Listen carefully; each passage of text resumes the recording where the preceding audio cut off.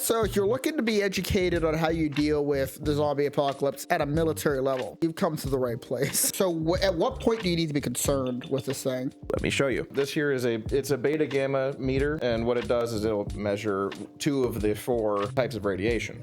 I don't know if you know how much you know about game theory. You get attacked in a way that affects your culture. What is your response? Do you do nothing? Do you talk it out, or do you respond? These, which is the same shape as a D cell, and it takes double A's. That's cool. Just us making wine at home because we can. Yeah. Because if there's an apocalypse, there's no reason to do it sober.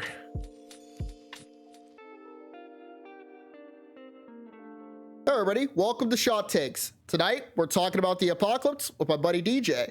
Hey, how's it going? Good to be back. Yeah, he did another podcast with us earlier last year about some horror stuff, and today we're talking about the apocalypse. That includes anything from video games to movies and media and the actual real world apocalypse and what you need to know. And of course, behind the desk today is going to be Fallout Boy.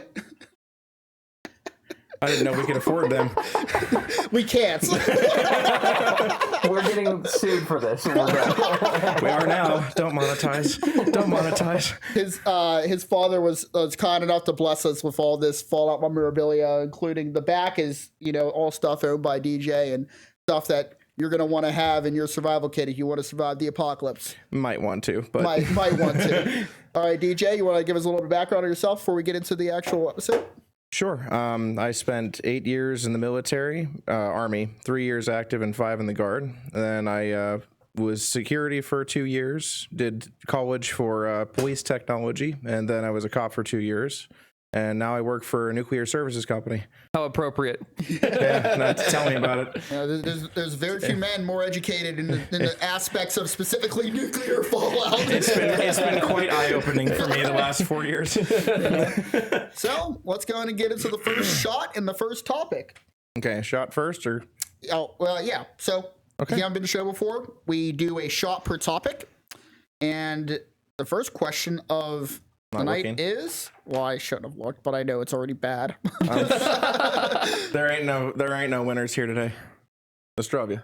Do you want me to read the first question? I was right. It was vodka. Same here.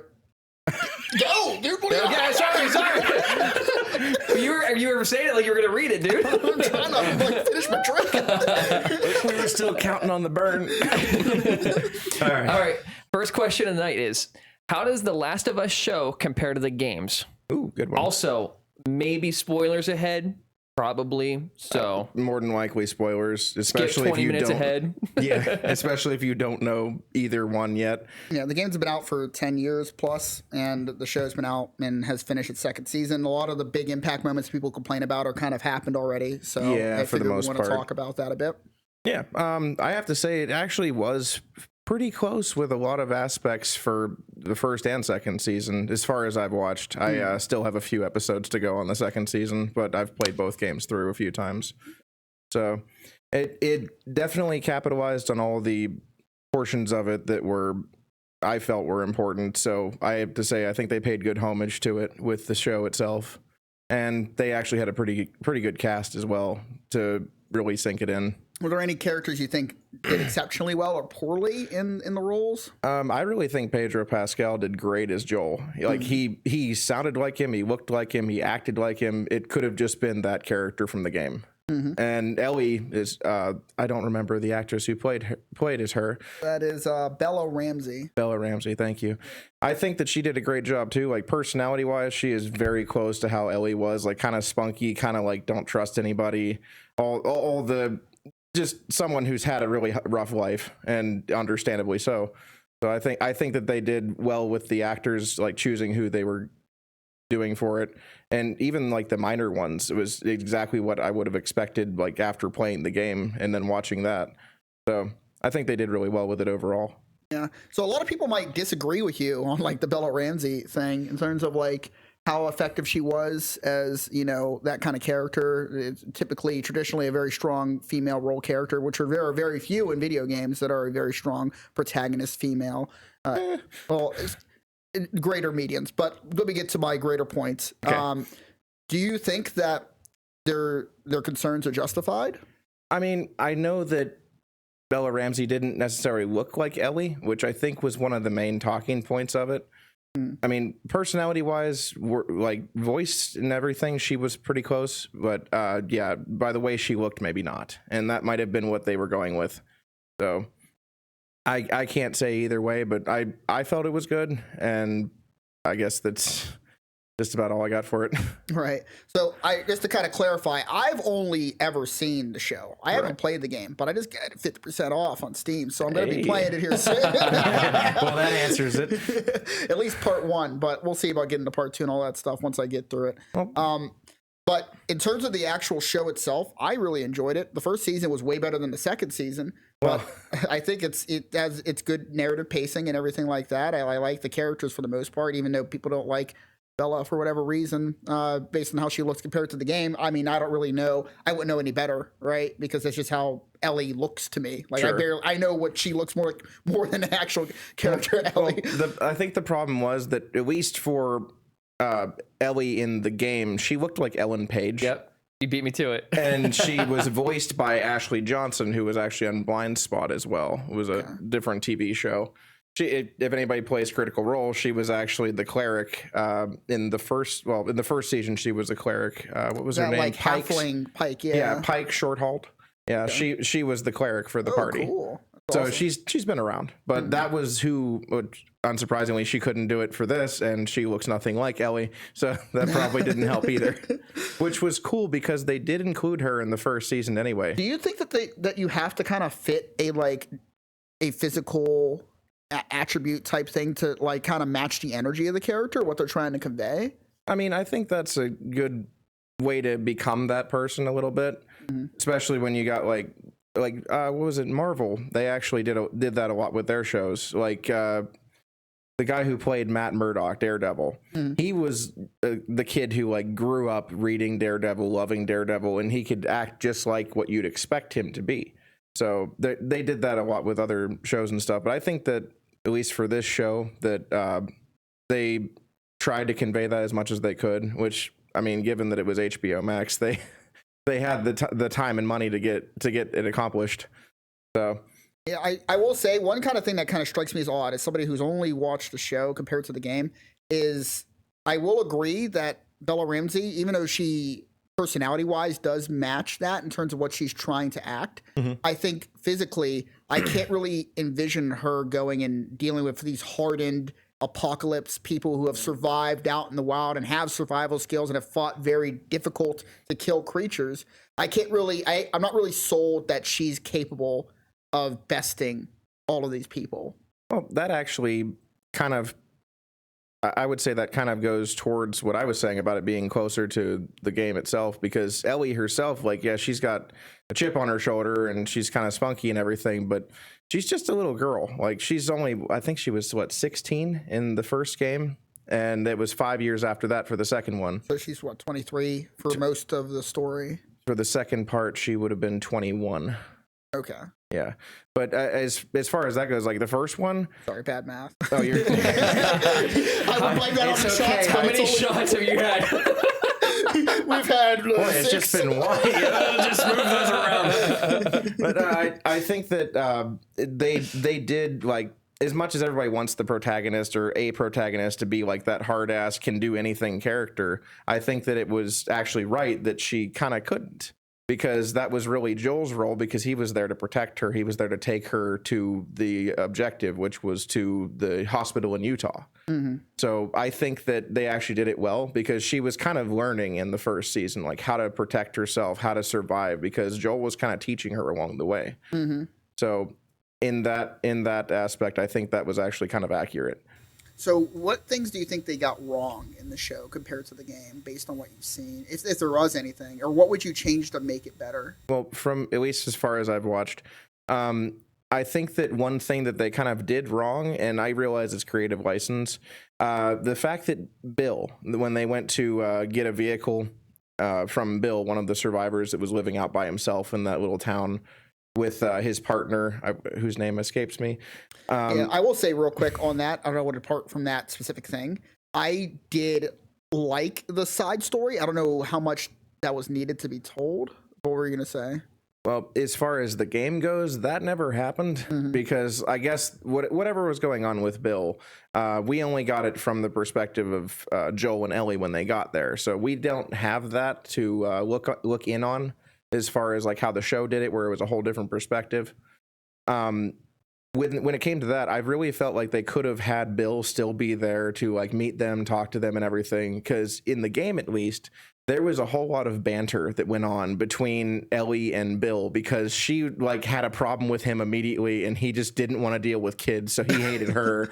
And there was just a whole lot of firing back and forth, like verbally between them. And he's just like, Joel, why the hell do I have to deal with her right now? And his personality was a little different too, if I have to say. Like that was the one character was a little different. But other than that, like I think that was probably the only thing I can think of that was totally different that maybe shouldn't have been. Like I said, he was this guy who wanted to be left alone, and they had to take some time to convince him, like in the game, to even bother to help them. And going through his traps and everything was also part of the fun because he just basically trapped the entire town. Oh, I didn't even think about that. That's a big part of the game. Is like actually getting to his place. Yeah, I mean, obviously it's a little bit of longevity that they wouldn't want to include in the show because it would probably just, it wouldn't have as much of a rush to it as they would have wanted for the TV show.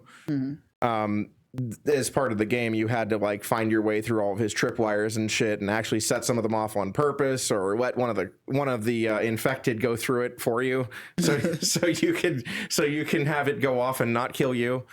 But part of it was getting to it like that. And in the end, at least for the game, this is the first one. At least for the game, Bill actually kind of saved their asses at one point because they just like found a bunch of infect, and he's like, "Why do I have to deal with this shit? You guys messed up my traps. Now I have to go out and set them all again." And he just didn't want to be bothered. That's one aspect that I kind of learned. I think you get ready to say something, but that's one aspect I kind of learned from the show. It kind of made me feel defeated. Is like how much work it takes to maintain a survival shelter of that capacity. Yeah. A lot of people just think that they can just be self-sufficient and like run their own stuff. Like that is an operation. Very like the much fact so. that he did that alone in the show, or at least the way that they kind of described it, that's a full-time thing. Like you got to get up and do everything and check everything and maintain everything and have all these different kind of skill sets. Right? You can't just be good at hunting. You got to be able to fix a generator when it goes down. You are your own doctor, your own mechanic, your own martial artist, farmer, everything you can think of. It's just you. Unless you've got a team of people that you can do it with, you've got to learn everything you can because you got to give yourself the best chance. So for me, that really did convey to me like genuinely how good at surviving he was and how good of a resource he was for the show.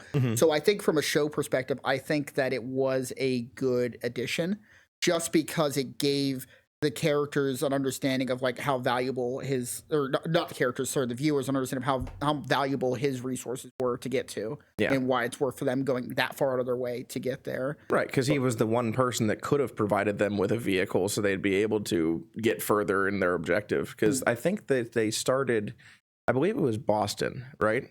It's been so long since I played the first one now, so I don't remember the starting point. I just think generically East Coast. It's pretty much, New England something or the other. A city somewhere, and they spoke English, and it had a bit of a easterly accent. Yeah. But and that's right. Like he was the one person they could have gone to know that if anybody's got a working vehicle, it's probably him. And he was the only person in that town, so they had a pretty safe bet that was where he was. The one thing I really want to talk about while we're on this topic, and this is going to get into some spoiler territory for people watching, when it comes to Joel, I know that his death was very controversial in the gaming sphere. Do you think that the show could function if Joel does not die in the second season? I think that there wouldn't have been as much point because the whole second game just rides on the fact that Joel was killed by this group of people who wanted revenge on him, and it's the law of revenge, I think it is, or the cycle of revenge. Okay, where he did something and somebody else is going to make him pay for it. And if they didn't have that, then there probably wouldn't have been as much to go on for the second half of the show or the story. Is like that's what they wrote on in the first place. Like, yeah, they had the objective, like trying to find a cure, all that stuff in the first one, where it was like kind of noble in a way. And in the first season or first game, like as a dad, I get what he did. Like I think that's maybe the perspective that some people who play it don't have, is like, as a parent, like, would you want to protect someone that you consider your daughter no matter what, even if it's a selfish method? So in him doing that, he like damned a whole group of people, because the Fireflies were all riding on trying to find this cure and to be right, because I think at that point, Fedra, the group that were what was left of the government, had basically just co-signed into just like, this is what we have now. And the only people who were really trying to find a cure at all was them. And with him destroying the only group of people that probably could have, like, there was definitely going to be hostility for that. So if no one came after him, like, that's it. He's living in a town in Wyoming now. So is the whole story concluded based off the second game? There's only 2 games, and it ends there. Like, is it a concluded story though? It seems to be, except for one part of the second one, which was after everything else. And that was just, obviously, spoilers again. That was Abby making her way down to South America, where supposedly the Fireflies were beginning again. Which that was like I guess the one group of people she thought might be worth a damn still at this point, because everything else she knew was gone. So that was why. I'm just wondering whether or not there's a better story to be told with the pieces that they kind of had there. Like, whether or not you could tell a better story with Joel still in the mix. Like, what direction do you think they could have went if they had said, they seen the bad reaction to the part 2, and they're like, we're going to try and redo this story to try and make it to where we still get to have this, like, A-tier actor in our show and please the people who are upset with him dying in the game. You know, like, would that be preposterous to do? Do you think that would upset the original fan base too, the people that support him dying, or do you think they'd be like kind of okay with seeing more of Joel but having a different like narrative for the show specifically? Well, if you remember from watching the show, there were a lot of flashbacks to tell you more about like Joel's time before that happened, especially spending it with Ellie doing what they did for like the town and going out for her birthday, doing things, and all the little adventures they had beforehand to just kind of add to the depth in their relationship. So if they didn't, I guess if Joel was still around, like, it would just be more of that, and maybe it would have to do with coping for Ellie finding out what Joel did, because I know in the game they did, but maybe not in the show, but Joel did tell her what he did, that he saved her because he didn't want them to just cut her open and kill her. Yeah, he does say that in the show. Yeah. I didn't, like I said, I didn't get that far yet. Oh, sorry, my bad. No, you're okay. I got to, I think I got to day 2 of Seattle for Ellie, so I didn't get that far yet.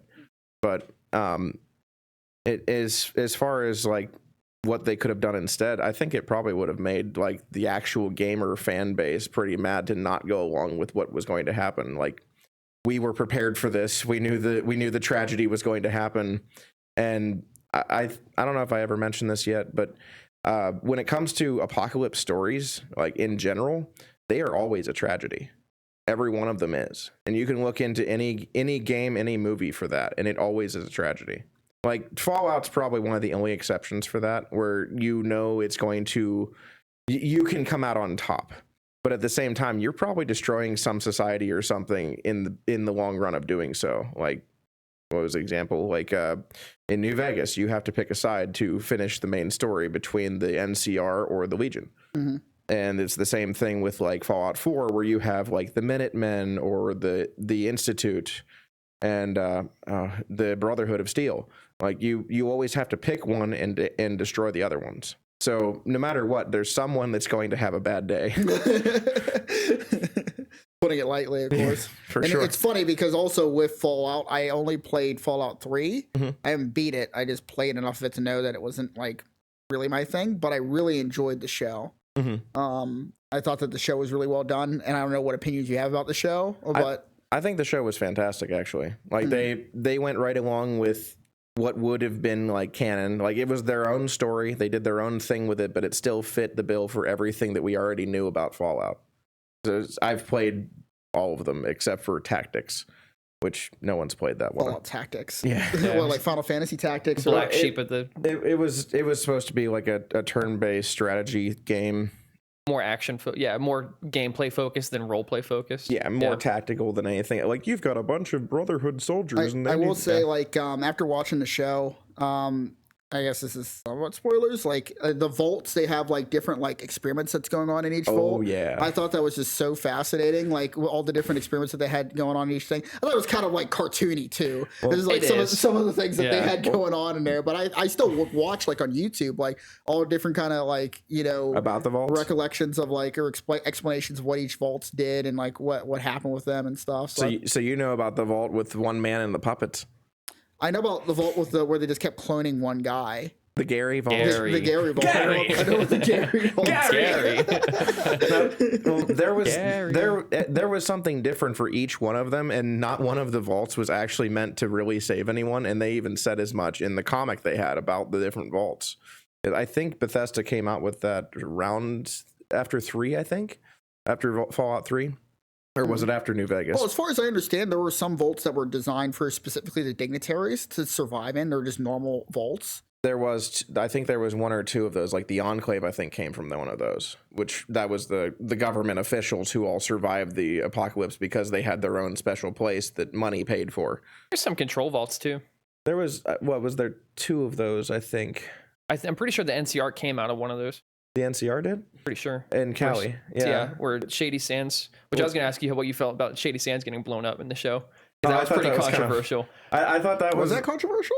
I mean, that's the capital of the NCR. So, like, if you sided with NCR in New Vegas, you're bad. Your faction just got blown up. In the show.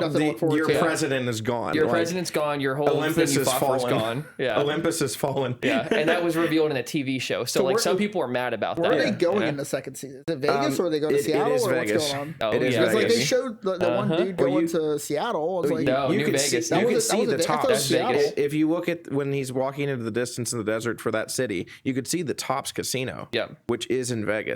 It looks like the Space Needle, so I know why you're thinking like Seattle, but no, the Tops Casino looks like a. Sorry, when I haven't sat there at the casino in Vegas for 18 hours gambling, I don't know. What's interesting is during my training for the Army, I actually was in Fort Irwin, which you can actually it's training in the Mojave, and you can actually see Vegas while you're out there in the Mojave, and there is nothing between you and that, so it looks like it did in New Vegas. Yeah, that's awesome. And as I was walking around, people were like, "How you doing, man?" I'm like, patrolling the Mojave makes you wish for a nuclear winter, and no one got it. I think I was the only single person. There was like 2 maybe, but everyone else is just like, "What the hell are you talking about?" so I'm like, "Damn, no one got that shit." But that's exactly why I knew that was Vegas, because that's exactly what it looked like when I was there. Yeah. So going to New Vegas, I mean, hell, that's going to be probably a good one for me to watch, because that was my favorite game. Oh, dude, everybody's be mad. Like, there's like, you can pick one of like 4 options in that game, right? To like be your ending. Oh, so for like New Vegas? Yeah, for New Vegas. It's like one of 4 different options, because you have House, yourself, NCR, and Legion. Yes. Those are the 4 main endings with some nuance in between it. Yeah. So somebody's gonna be pissed off. Yeah, because they're not. You're not going to have a win there. Yeah, I think it also softens the blow for when they do actually go into the season, to kind of be like, okay, we're focusing on these factions, not as much like the factions that were the faction that was destroyed. One thing they might account for, though, is being that this show is supposed to be after the games, like all of them, as far as I know. They would probably accomplish like that clarification within the first episode or so. 100%. Yeah, so we would know exactly like which ending do they pick. Which ending is canon. The moment you see a Securitron moving around, you know House won. Yeah. The moment you see an NCR soldier, you know the NCR won. If you see a Roman legionnaire with football pads, then the Legion got it. Exactly. Yeah. Oh, you know what? The Securitron might also be the yourself ending. True. That too. Because you took over as Mr. House. Could you imagine if they picked the courier being the guy at the end? Listen, the courier is a badass. I will say, because I haven't played the game, the only thing I can reference. Damn it! I'm sorry. The only thing I can reference is the show. Yeah. But from the show, there was one moment in it that really sold me. I think it was in the first episode, where they're like the like really like pompous vault is like getting invaded, like these like really yeah. For 33, right? Yeah, the one black dude's just like, get that Jello mold out of here. Like that was the reason. Yeah, like, they hate the Jello. People were getting like decapitated and Save the Jell-O! That was just like he's just like, get that Jell-O out of here. And there's just raiders everywhere just eating the cake and like all the vegetables and shit. Like that's what they wanted was the food. And then she comes out with her wedding dress and a tranquilizer dart. Like, okay, this is the best she's got. But at least it does kind of sell it that like they did weapons training. For some people. That's let's not linger on this topic too much. Fair enough. We're gonna move on to the next thing. We'll have a chance to talk about more Fallout, I think, with the next question. yeah, let's do it. All right. Let's spin it up. Okay. Also, we can put these things up here. Our last guest kind of taught us this. Yeah, dude. It's amazing. Innovator, man. All right, let's do it. Who was Shout that? out to D Jones. Oh my gosh, dude. I'm gonna Freaking get another Jones. vodka, aren't I? I hope not. All right. Well, while they're regretting their decisions, Smells like rubbing alcohol to me. what is the most iconic post-apocalyptic video game, and how would you survive in it? Iconic? Sorry, I got Fireball. Nice. Well, if it's iconic, it's probably going to have to be Fallout because that's had the most media, everything. I mean, the only one that's even been close to that is like maybe Stalker or Metro 2077. I haven't even heard of those before. Well, those are both based in Russia. Well, okay. actually, no. Stalker is based in Chernobyl. Yep. So Pripyat, or however they pronounce that. I think it was pretty close. But I would have to go with Fallout just because like that's the one that everybody knows. Sure. Especially because of the TV show, but also because it's been like the longest running apocalypse game. Because especially since Interplay came out with the first one in like what 97. Something like that. It's a pretty old game. So what makes it like? Does it have a good story? Like, what makes its universe so compelling? I think that it's a romanticized version of what a nuclear apocalypse could look like, but that might just be my opinion on it. Because, like, as someone who works in the job that I do, hearing dots or hearing clicks is not the end of the world. You're going to hear them anyways. And actually, probably could use the meter to show you real quick if you'd like. Oh yeah, Yeah, sure. sure. That's a good. Okay, moment. if you'd please hand me the blue meter behind you as well as the little plastic case. So I got this from a friend of mine. I need to give it back after this. So I have to be very gentle. Do not put Is that bat standard issue? yeah. This is from his job. Yeah, sure. That's how we deal with radioactive particles these days. It's for mutants. Listen, if anything goes off with that little plastic box in here, I'll be concerned. But all right, so let me have that, please. Okay, so this here is a beta gamma. You want to pull it like close to your chest? Yes. This here is it's a beta gamma meter, and what it does is it'll measure 2 of the 4 types of radiation. So you've got, if it was an alpha one, it'd be much bigger, and because those are actually bigger particles. This can pick up on beta particles as well as gamma rays. It's interesting that it can't pick up the bigger particles. I don't fully know all of it. I'm not a rad tech myself. Right. I'm just an ops tech, so I do a lot of the manual labor. But they do give us a good portion of it. And there you can hear it now. The battery's good. Okay, so what you're hearing right now, and it'll start doing its thing. Trying to get my cell phone. Yeah, right. Oh wait, is this gonna mess with my cell phone? Oh no, it won't matter. Told you it won't matter. What you're hearing right now is background Not in that this. bad. You want to call me, Dave? So background noise? Yeah, this is background in this room right now. So this meter is currently sitting at. It's been raining a lot today, so you're gonna get some more radon in the air, which comes out because of the rain. We Comes have out of where? What? the ground. You get radon gases coming out of the ground all the time Is in that from western. the sun? It's or in what? western Pennsylvania. It's just part of like how we have the coal mines beneath us and everything else. Oh, so it's not the sun. It's just where we live is just This is contaminated. It's partially the radon, partially like from the sky, because cosmic rays get filtered down through our atmosphere, and they do come down this far. It's just nothing that's really going to be something to worry about. I don't think that's it. I think we're actually the post-apocalypse society. There was a nuclear war thousands of years ago, and we're standing where it's at right now. Then why are we not in Skyrim? Whoa. Anyway, sorry. Go ahead. All right, so like I said, this is what background is. So you remember how in Fallout, if you go in near anything that's got any kind of clicking going on, then that's like a really bad sign, and you need to get out of there right now. My health is decreasing right now. Yeah, right. Yeah. Well, this is all you're gonna get. Like this is. Can I just, see it real quick? Yeah, sure. This is just background. That's all it is, and it's around you every day. Just Which because way you do I don't. point this way? That's the face. Yeah. Does this emit any radiation? No, it just No. picks it up. And I don't know how this works. I don't know if it's no, kind of it like just picks it up. It's detecting it like how you would have like say a thermometer, like one of those ones you measure from a distance with. It's the same kind of deal. You're not going to get anything on you unless you just did some sort of testing to do a blood test or something to see if you have some shit in you from say passing out due to lack of salt, which has happened to a friend of mine once. You're not going to get anything unless they put something in you. I'm so glad they traded salt overdose for radon overdose. Nah, well, he was working outside and it went pretty badly for him. Anyway, so what I actually brought with me as well is this is a source check. So this will tell you that the meter is working. I'm going to show the camera real quick. There you go. So that's set on the lowest setting right now. So that's single counts, and that's what it's picking up on that little gauge on the top there. So the little gauge on the top there is actually like what you can see as the counts. So that's going to actually, it's in single count right now. So the fact that says 100 is actually close. So at what point do you need to be concerned with this thing? Let me show you. Sure. Oh boy. At what? Let me see what the number is. Now, and I'm going to tell you right now that 3-ish. Okay, so I'm just going to warn you right now, even with what you're about to hear, this is not something to be concerned with. Okay. I promise. So here, let me just. Is that a test thing? Yeah, it's a button Holy source. fuck! I didn't know you brought. No, it's radioactive material, dude. It's.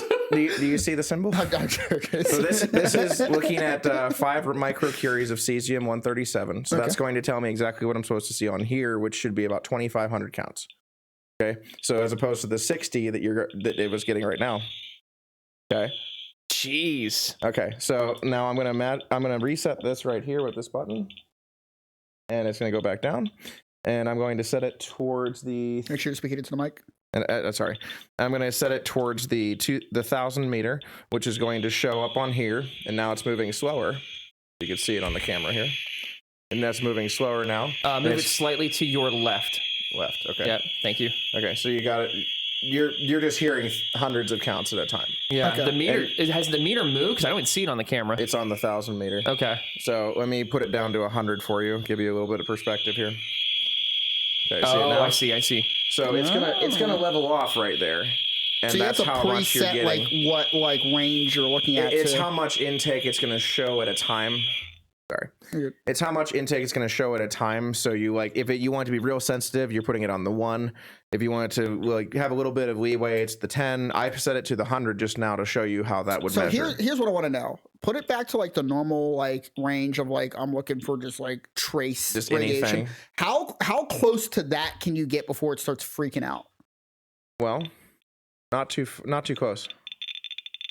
That's pretty close. That's less than 5 inches, right? Yeah. Well, normally what we do for measuring when it comes to dosage at least with work, which is not what we use this for, you want to check it at 1 meter and 1 foot and then contact. So you're touching it. Sure. So how close could you get to something that is emitting that much radiation without getting actually? So if I'm here, am I safe from that amount of radiation? I'm fine right now. It's not. This is not a lot. Let's say that was emitting that much radiation. That little puck was. It is right now. That's what he's saying. It's doing that right now. That is radioactive. You're just because you're not hearing it doesn't mean it's not doing that much radiation. It is doing that much.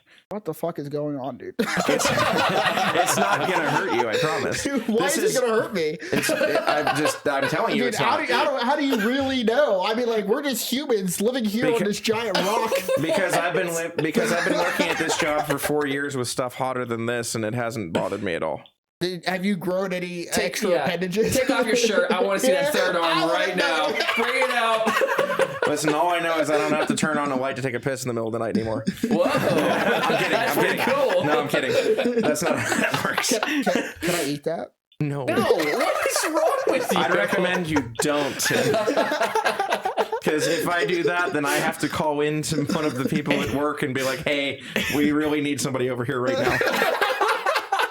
Because that would be doing what we call an uptake, and that's really bad. So because that means that you're going to have to be peeing into a jug for the next 3 weeks. So that is actually emitting radiation. Yes. So why is it safe to have here on the table? Because that's measuring. It's showing how you can measure counts with this thing. It's not. It's just projecting that out, and it's not hurting anyone by doing it. It's just how we use it, which is why I had to bring it that close to bring up to the meter of what I actually want to look at to show that this is properly calibrated. So it won't the detection parameters won't be the same because that's not emitting it in the same way that if active irradiation was in an area would. No, it is, but this is a small amount. So this small amount. So it's not kind of keeping it like tinfoil or something, right? It's not kind of forcing it to be in one area. Well, right? being that this is beta gamma, I could line it in some lead real quick and you'd get nothing. But it's like I said, it's not an unsafe amount. So that's why this is okay. So how many rads could you take and still live? Well, rads is actually not quite the right way of measuring that.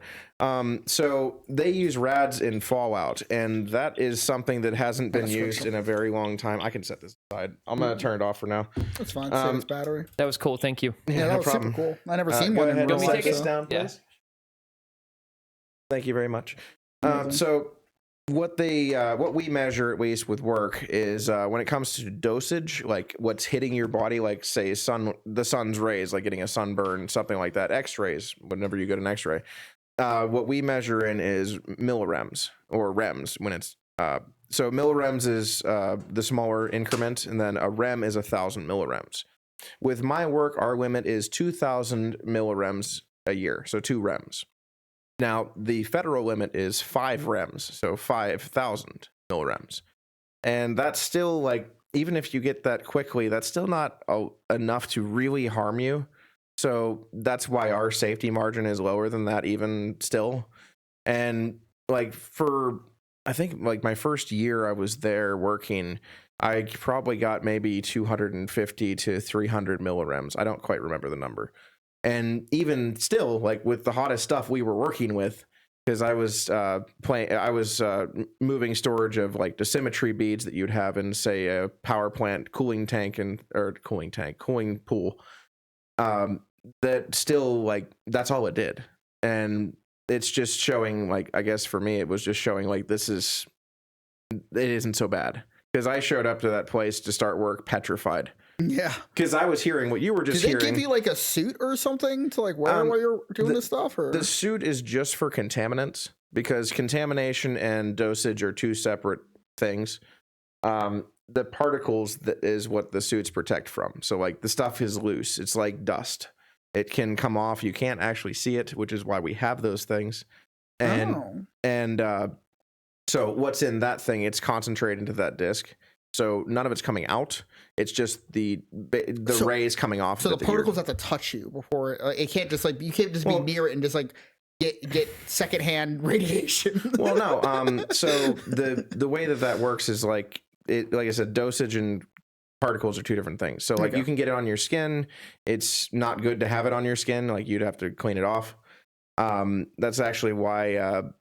One of the reasons smoking is dangerous is because actually there are alpha particles in the smoke as it passes into your lungs, which is what emphysema is, because those particles are burning a hole into the capillaries of your lungs.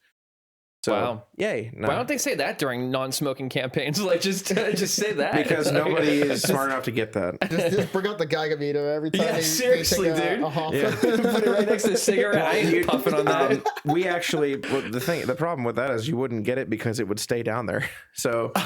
The only way that you probably catch that, if this is just a total guess, is if you had that alpha meter like right next to your mouth as you're pulling it in. Oh yeah. Mm-hmm, so because otherwise it goes in and it stays there. The particles don't go that far. Interesting. Because alpha particles are very large as far as the particles go. So on this topic, I know that we're talking about like iconic video game universes where it's like apocalypse, whatever else, but there's one thing I want to know, like how do everyday people deal with like radiation if it were to like strike and hit at least where we live, America? But well, depending on how bad let's say there's bombs drop, something bad happens, depending on how many and how far you are from it, it probably wouldn't do a whole lot to you over time. So like the first issue you'd have is like when it happens immediately, you have to do something about it. So like, let's say you're in your backyard, like for me, gardening perhaps, and you see like the bombs drop like a mile from you. You got to protect yourself immediately and then take shelter. because you don't have time. Because when that first wave hits, that's what you're trying to guard from. Because the force, the sonic boom, and everything else that comes with the blast, that's what you're protecting from first. Then you have to worry about the contamination, particles, and everything, because that follows after. So, like, when it comes to anything, it's like, say, I don't know if you know about the amount of kinetic force behind, say, like a 50 caliber machine gun or a rifle, whatever, and if it passes with a certain distance of you, like, it could just break your arm just because it was close enough. So, like, that's kind of like the same kind of force we're thinking of for this. So you'd want to lay flat on the ground, face down, and cover your eyes and cover your ears, and then keep your teeth apart. So when that wave hits, it will do as minimal damage as possible. You still might lose some hearing. And then the next thing you need to do is run straight for a basement or anything else that you can get shelter from, because you want to put as much concrete in between you and the fallout and everything as possible. Because that first 3 days is crucial. You do not move for 3 days. Oh, for 3 days you want to stay inside. After that, a lot of it will dissipate into the atmosphere and spread out. So, and that's banking on if the shit happens, like, say, 1 or 2 bombs, which is unlikely in this case, but it's the best shot you have. And that's actually why we actually use gas masks at work, because the contamination I'm talking about is something you do not want to get into your lungs. And we wear gas masks at work for that reason. Is that exhausting, or do you only wear it during when you're doing like specific tasks? It's specific things. Like stuff, if we know there's a lot of loose contamination on something, we'll wear our masks for that and have the suit up that we would wear, which is our, usually we have a couple different sets of PPE for it, like jumpsuits. What is PPE? Personal protective equipment. Gotcha. So let's say it had if it had 15,000 for the amount, we would want to wear something like a 1 set, which is our lighter set, with gloves, boot covers, something over our face, like a face shield, something like that.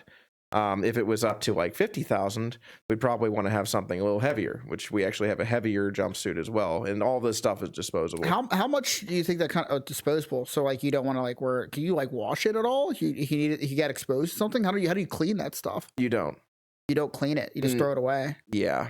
A lot of what we deal with when it comes to my company is, what we call DAW, dry active waste, which is the stuff that was like suits that people wore before, and like gloves and whatever else they had done before, like even mop heads from people cleaning floors off that they use, like, say, degreaser or something with, swabbed it up and then threw it into a bag, and that's what we get.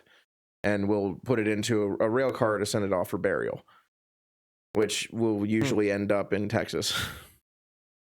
But there's designated places for that, and that's why we have it all lined and dug out and everything else. So it's meant for that to be because we simply can't get rid of it. It just is. So we just remove it from where we don't want it and put it in a bag. Essentially, it's a very human response to dealing with something like that. Here's my charge card. Just take care of it. Get that radiation out of here. And we've come full circle. So with that, I know that we still have a few minutes left here on this topic. Are there any non-nuclear based apocalypse video games that you think are an iconic or interesting universe that the apocalypse takes place in? Non-nuclear, definitely The Last of Us. I would have to go with that because it's probably the only other one I could think of that would be a full apocalypse, because like Resident Evil is really not. It's an isolated case. And then I guess Silent Hill is not really one of those things either. No. So I would have to go with The Last of Us as something that people would really want to deal with as far as an apocalypse that would be iconic. I think other than that, I mean, you have like DayZ, which is like a whole zombie thing as well. I want to finish watching The Walking Dead, but I know we're talking about shows here soon. I think the idea of zombie apocalypse is super fun to an extent. I like the shower, and I like to take a nice warm shower, so that would be a total no for me for wanting a zombie apocalypse. Because you can't have a shower? No, yeah, because I can't have a shower.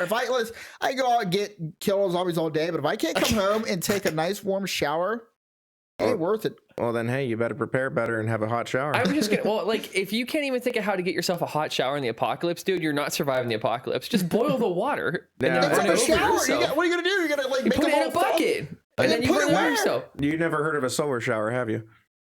Just let the sun bake the water. Yes, there's a such thing as a solar shower. It looks like a camelback, right? What if it's cold? Then you better put it in the sun. It's a solar Tim, shower. you're not making it, dude. I don't care what apocalypse it is, dude. You don't have the wherewithal. Let me help you. Listen, why do you think I'm growing gardens and stuff, man? Yeah. We got this. See, like I don't want to be a farmer either. Like if I can't be, You're not making it. You're if not I making can't Can you be, hunt? What? Can you hunt? I guess I could maybe hunt. Can you fix cars or anything? Absolutely not. Listen, if I can't be a raider, then it's just not Oh going to my work out. God. Dude. This is not going to work out. Oh, I see we're on opposite sides here. yeah. No, here's the thing. Like, I'll be with the Minutemen or something. Yeah, I say raider in the sense of like you're a militaristic. You like, take other people's belong things. Well, sort of. Here's the thing. I think that when the apocalypse happens, when or if, whatever, if a nuclear apocalypse happens, I think that people will resort to a more like confined community space where you're only interacting with people within like 100 miles of you because you won't have the internet or anything like that. I mean, sure. You'll have trading communities. You'll have people that will come in and try and take your stuff. Then that circle of vengeance comes up. Of course, I'm going to be the person that goes and takes their stuff back or takes our stuff back, right? So Maybe so, but the people who are training like me are the ones who can keep our stuff. well, that's what I'm saying. It's going to take. It's always going to be that kind of people on that side, and then my kind of people on your side, and it's going to be the same people. Just they are trying to defend their communities, right? Like I say, raider in the sense of like I am going out and getting supplies on behalf of community. As You mean opposed, scavenger? Is that what you mean? well, it's kind of both. Someone who goes and searches buildings and finds stuff and brings it back? Eventually, you run out of stuff to search that's going to be non-perishable. Well, then you move on. Go to another town. I mean, everybody else is doing that too, though. Well, sure, but you got to go to places where people aren't. This Don't go to Walmart. This is where your benevolent raider thing falls apart, Tim. Yeah, don't do you go to mean? Walmart. You want to be a benevolent raider, you're gonna run out of stuff to raid until it becomes people. Or you that can you're learn attacking. to trade. I'm out there raiding, but then I have like the community back, like doing the farming that I don't want to do. I'd rather just go and shoot people because it's I'll way give you easier that. than fucking getting out in dirt. Here's the thing. Here's the thing, though. You're a good talker. You could probably be a trader or something. You can get stuff and then trade for what you want. That's something This that is people how I would do trade. too. Yeah. I'll trade you a bullet. Where do luck. you want it? Good luck. I'll trade you one bullet for all your stuff. Yeah. All right, well, Don, we're taking him out. That's what it's going to be. He's going to be season 1. He's going to be one of the problems we It'll have be to the deal with. first episode of season 2. Sorry, Joel. No, season 2, episode 1's him coming back. We thought we killed him, but now he's got a peg leg. I can see Tim with like a spatula foot. I'm gonna get you, tink, tink, tink. All right, we should move on to the next topic. Okay. All right. This is devolving. This is devolving quickly. All right, moving on to question number 3. So, you guys want to give it a spin? Ah, yes. Let's Get your do that. drink on. Get the drink. Moving That was on a good from one. video games. I already know this is Fireball. What is the most iconic post-apocalyptic movie, and how would you survive in it? In a moment. I'd rather have the Fireball than the vodka. Did you get vodka? That makes one of you. Really? We could have traded. I like vodka. Traded. I guess What are you I gonna could trade have it? gave you the vodka and you didn't get the Fireball. It's too late now, man. Tim, if there's one thing I've established, I'm not trading with you. You're just gonna shoot me and take very my unfair. vodka. It's very How did unfair. you know? But your mama never leveled your speechcraft. I can't keep giving out these tips to people on this talk show. Yeah, the tips are don't raid the people who are ready. There it is. All right, Very so ominous. So the question again, please. Moving away from video games, what is the most iconic post-apocalyptic movie, and how would Movie. you survive in it? Oh boy. Well, let's see. There's a few I could probably think of for that. Reign of Fire was an interesting one. That was the dragon apocalypse. Yep. The one that I actually just watched, it was called The Road.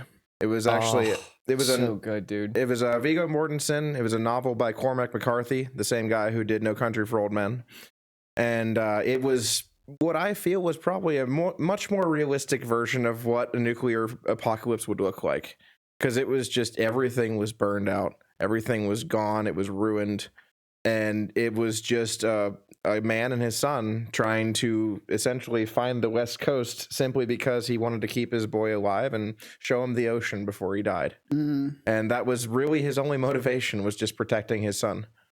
So it was, I feel, a lot more realistic in a lot of ways, because like if we really have like bombs go off everywhere, like what's really going to be left? Like they were going through like petrified forests and like burned out houses and neighborhoods and everything else, where like the most they could find for food was like some hay seeds in a loft in a barn somewhere. Like that was it. Mm. They got lucky once or twice in the movie, but it was very few and far between. Well, without spoiling the movie, what makes it like, aside from like the plot point of trying to get his son to see the ocean, Mhm. like what is like the conflict like in that universe? I would argue that maybe it's man versus nature, or at least as it is now, because of like them trying to deal with the world they're now in. Like I don't exactly know where they started, because they never really said it, and I remember reading it years ago, but they never really said where they started, but it was just them trying to travel on foot all the way to their destination and trying to have the logistics, like the means to actually make it there, between having like something to carry their things in, having enough food and water to go on, protecting from like rain and whatnot as they went, like inclement weather, and other people, because they did have to deal with other people at times that were not necessarily friendly. All right. That's putting it lightly. Uh-huh. Especially, they actually had to deal with a lot of different groups, which, not spoiling anything, a lot of people became cannibals in that because there was no food. So they would just eat people. Seemed to be a prevalent thing because of the lack of food. So when, in regards to other apocalypse universes as well, you mentioned the ocean. I watched the Book of Eli. It's probably one of my favorite movies myself. I So should have good. mentioned that. And, Thank you. And that specifically the ocean reminded me of that, because I know that like the character in that, they kind of like lived in the desert for like their whole life. Yeah. So like they really didn't like see the ocean or like know what it smelled like or whatever else like that. I would say that's probably up there for like one of my favorite apocalypse movies. And I'm not even a religious person, honestly, but I think I have to agree with you on that one, because The Road was the first one I thought of, but definitely The Book of Eli. I love Denzel Washington. I love the story. It was just so cool through and through. So I totally agree with you on that one. And that actually wasn't too far off from something that might be predictable as well, like in my opinion, because where he was at was like, say, Nevada or something, so there would be less targets, I suppose. So the desert would probably be like more realistic as far as the way it looked in the movie. So I think that you're totally right with that one, actually. I mean, there's all kinds of other movies out there. You mentioned Resident Evil in the prior conversation too. I mean, like it's very similar to a lot of just like generic, like, you know, nuclear apocalypses, but it's just zombies in place of that. Right. What do you think the most realistic non-nuclear apocalypse is? The most realistic For a movie, at least. for a movie. Like, is it only nuclear apocalypse that happens? Is there any other kind of like, do you think society ever just like degrades or? I guess it depends on what you consider an apocalypse in some ways. Because, I mean, there's The Purge, which technically became an apocalypse. Or Olympus Has Fallen, things where governments get attacked and destroyed. Government collapse is considered an apocalypse as well. So I guess there would be those as well. You know, it's another one. What's that? Children of Man. Children of Man. I don't know that one, actually. You pull that up, actually? Sure. So the synopsis is women can't get pregnant anymore. Huh. That's So society collapses, except one woman does have a child. And so this guy has to, like, kind of like a Joel and Ellie situation, has to escort this woman to someone that can help figure out how she was able to get pregnant to save humanity. because she's able to be. That sounds like a pretty That's interesting. plot. I've never heard of that one before. That sounds like it'd be worth a watch. I think so. I'm gonna pull up a trailer real quick. Absolutely. I can't really remember when I last had any hope. And I certainly can't remember when anyone else did either. Because really, since women stopped being able to have babies, I like his tie. what's left to hope for? I'm glad that's the standout for you. The world was stunned today by the I death mean, of I would Diego assume Ricardo, the youngest As a person on the hetero, planet, this would be the a youngest person good on reality Earth. for a lot of people. 18 years. Well, so it sounds like there's just old people, and that's the apocalypse now. Because there's just old people. It looks kind of old, this movie, actually. Yeah, it's does. from the 2000s. Oh, that makes sense. Oh, it has Alfred. Why do you think Alfred. Alfred. I love Alfred. He's got You mean hair. Michael Caine? Yeah, Michael Caine. Michael Caine. Sir Michael Caine. Sir, yes. Good point. Thank you. This is in Britain or It what? is set in the UK. Oh, okay, that makes sense. Hello, Theo. How have you been? Oh, hi. So is he the one who got her pregnant? No. She has a Why mission. not? Who's pregnant? I haven't seen you for Shut up, you'll hear it. No, I'm just kidding. Not for me. A girl. Need to get her to the coast, past security checkpoints. Wait, It's what? hard for me to look at you. He had your eyes. So why did you come to me? I trust you. Show him. Whoa. All right. I see the appeal now. Cover them nips. So she already has a baby on the way. Get that baby out of here. The greatest minds in the world working for a new society. Why does the music suddenly sound like a Hallmark thing? It's supposed to be hopeful. It's not. See, one man will fight. We will find a way to Listen, they were still figuring out these post-apocalyptic movies. This Okay, sounds like an ad for Dawson's Creek now. What are they so mad about? It's the collapse of society, dude. They have Yeah, why nothing did to they live want to for. kill her baby? We're almost there, Kate. Having watched the movie, they more or less like everything's falling apart, so they just happen to be in dangerous areas. So they figure everyone's gonna get old and die, so they don't care about Yeah, so fuck society it. or government Yeah. anymore. Mm-hmm. Okay. Yeah, All right. That's pretty good. interesting. it's worth a watch. I did think of one while we were watching that, I think, too, which probably might be worth mentioning as well. You guys ever heard of Bushwick?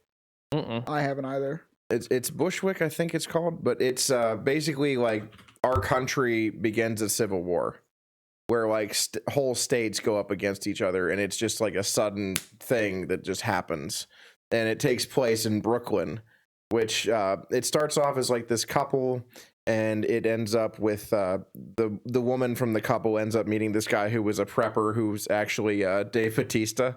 Oh, really? Yeah, and he's like this prepper guy who just wants nothing to do with the situation, and he's just like, fine, I'll help you, and like off they go. But it's interesting too because they actually do, I think the entire movie is one shot, like it's one continuous loop. What? Or one continuous shot.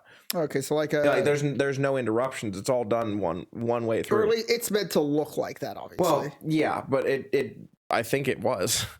At least I'm pretty There's sure. no way. Could you Yeah, imagine there's- acting your lines out in 1 hour and a half fucking Yeah, continuous thing? That'd yeah, be imagine, crazy. imagine the guy They who messes did. up, and then it's like then they get the one Well, I black can trade tell. deal.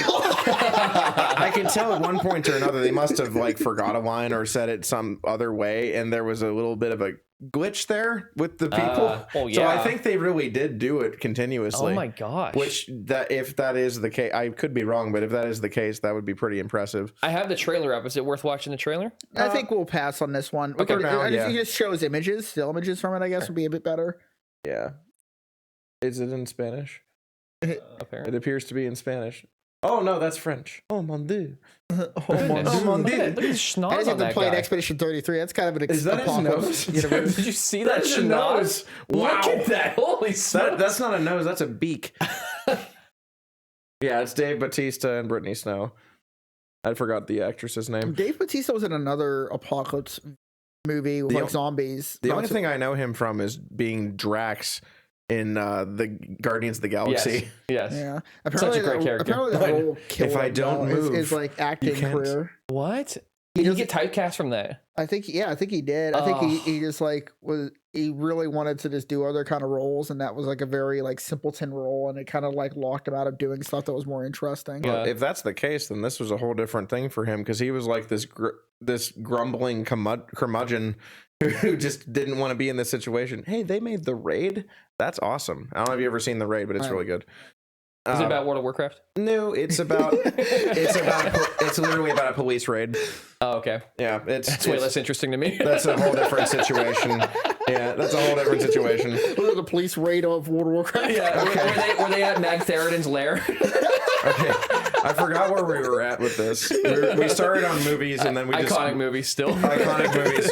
Well, that like I said, Bushwick was definitely one, I think. But as far as that goes, like there's just so many different like avenues of approach for different movies. Like World War Z, that was a big one for a little bit. even though it really was not like the book at all. But still, Does that matter? I still think the movie was good. Well- I didn't read the book, so I don't know how much better it was. World War Z, the book was written by Max Brooks, who originally wrote the Zombie Survival Guide. I have both. Great books. I own it too. And World War Z was just like several written accounts of different people from different like places and time, usually aftermath of telling what happened with this big zombie outbreak, which, going with that book and the Zombie Survival Guide, these zombies walked. So the fact that they were sprinting and making formations like ants in the rainforest is just not a thing. So here's the thing. There's two things of that. I want to back up to real quick. The government apparently has a zombie like contingency plan. Yeah, there's a TM. Yeah, which is very There's a interesting. straight up training manual that's real. But more By Max directly, Brooks. No, it's zombie survival squad tactics, I believe. It's a real it's a real TM. look it up right while I grab now. this other thing. So the reason I did like the World War Z universe, I thought the movie was still good. Oh, but yes. I think that it is one of the only more realistic ways that zombies can take over the world, especially with how much people know about zombies now. That's fair.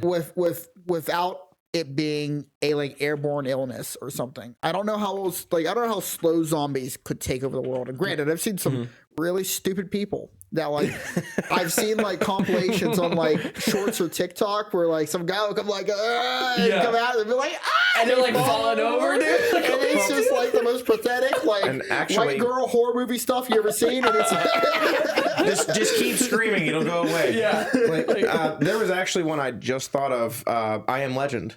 That was another example. Like that's a whole different story too, and that was actually a short story written by I forget the author, but that was actually a short story in a series of short stories that this guy wrote back in like the 60s.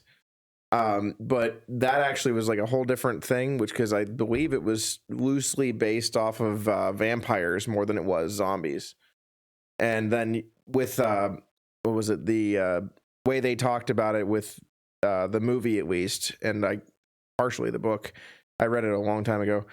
So there was actually like a contact contagion, and then it also could be airborne. So a lot of the like animals died off as well. oh, interesting. Which in the book, it was actually in the suburbs of some town. Whereas you have the movie with I Am Legend with Will Smith, which is in the middle of New York City. Yeah. On Long Island, I think. Apparently, they're making a second one of that movie. Do you have that up here? They're making a second I Am Legend. Really? I'm not quite sure what they're doing about Will Smith, whether or not they're resurrecting him or if they're going into his origin story. doubt it. I would hope not. I Well, mean, I would. he I think, definitely went out in a blaze of glory. Literally. or so we thought. Yeah, right. The beginning of the movie is just be like a rewind of that, and it's gonna be like some Oh, Will God. Smith clone that comes out. Well, I found that something else I thought that was interesting was the book itself for I Am Legend was totally different than the movie was. Not because it was like the location, but because of what the virus did. Whatever it was, it created some sort of a mutagen where some people actually went back to being this, but now they're conscious again.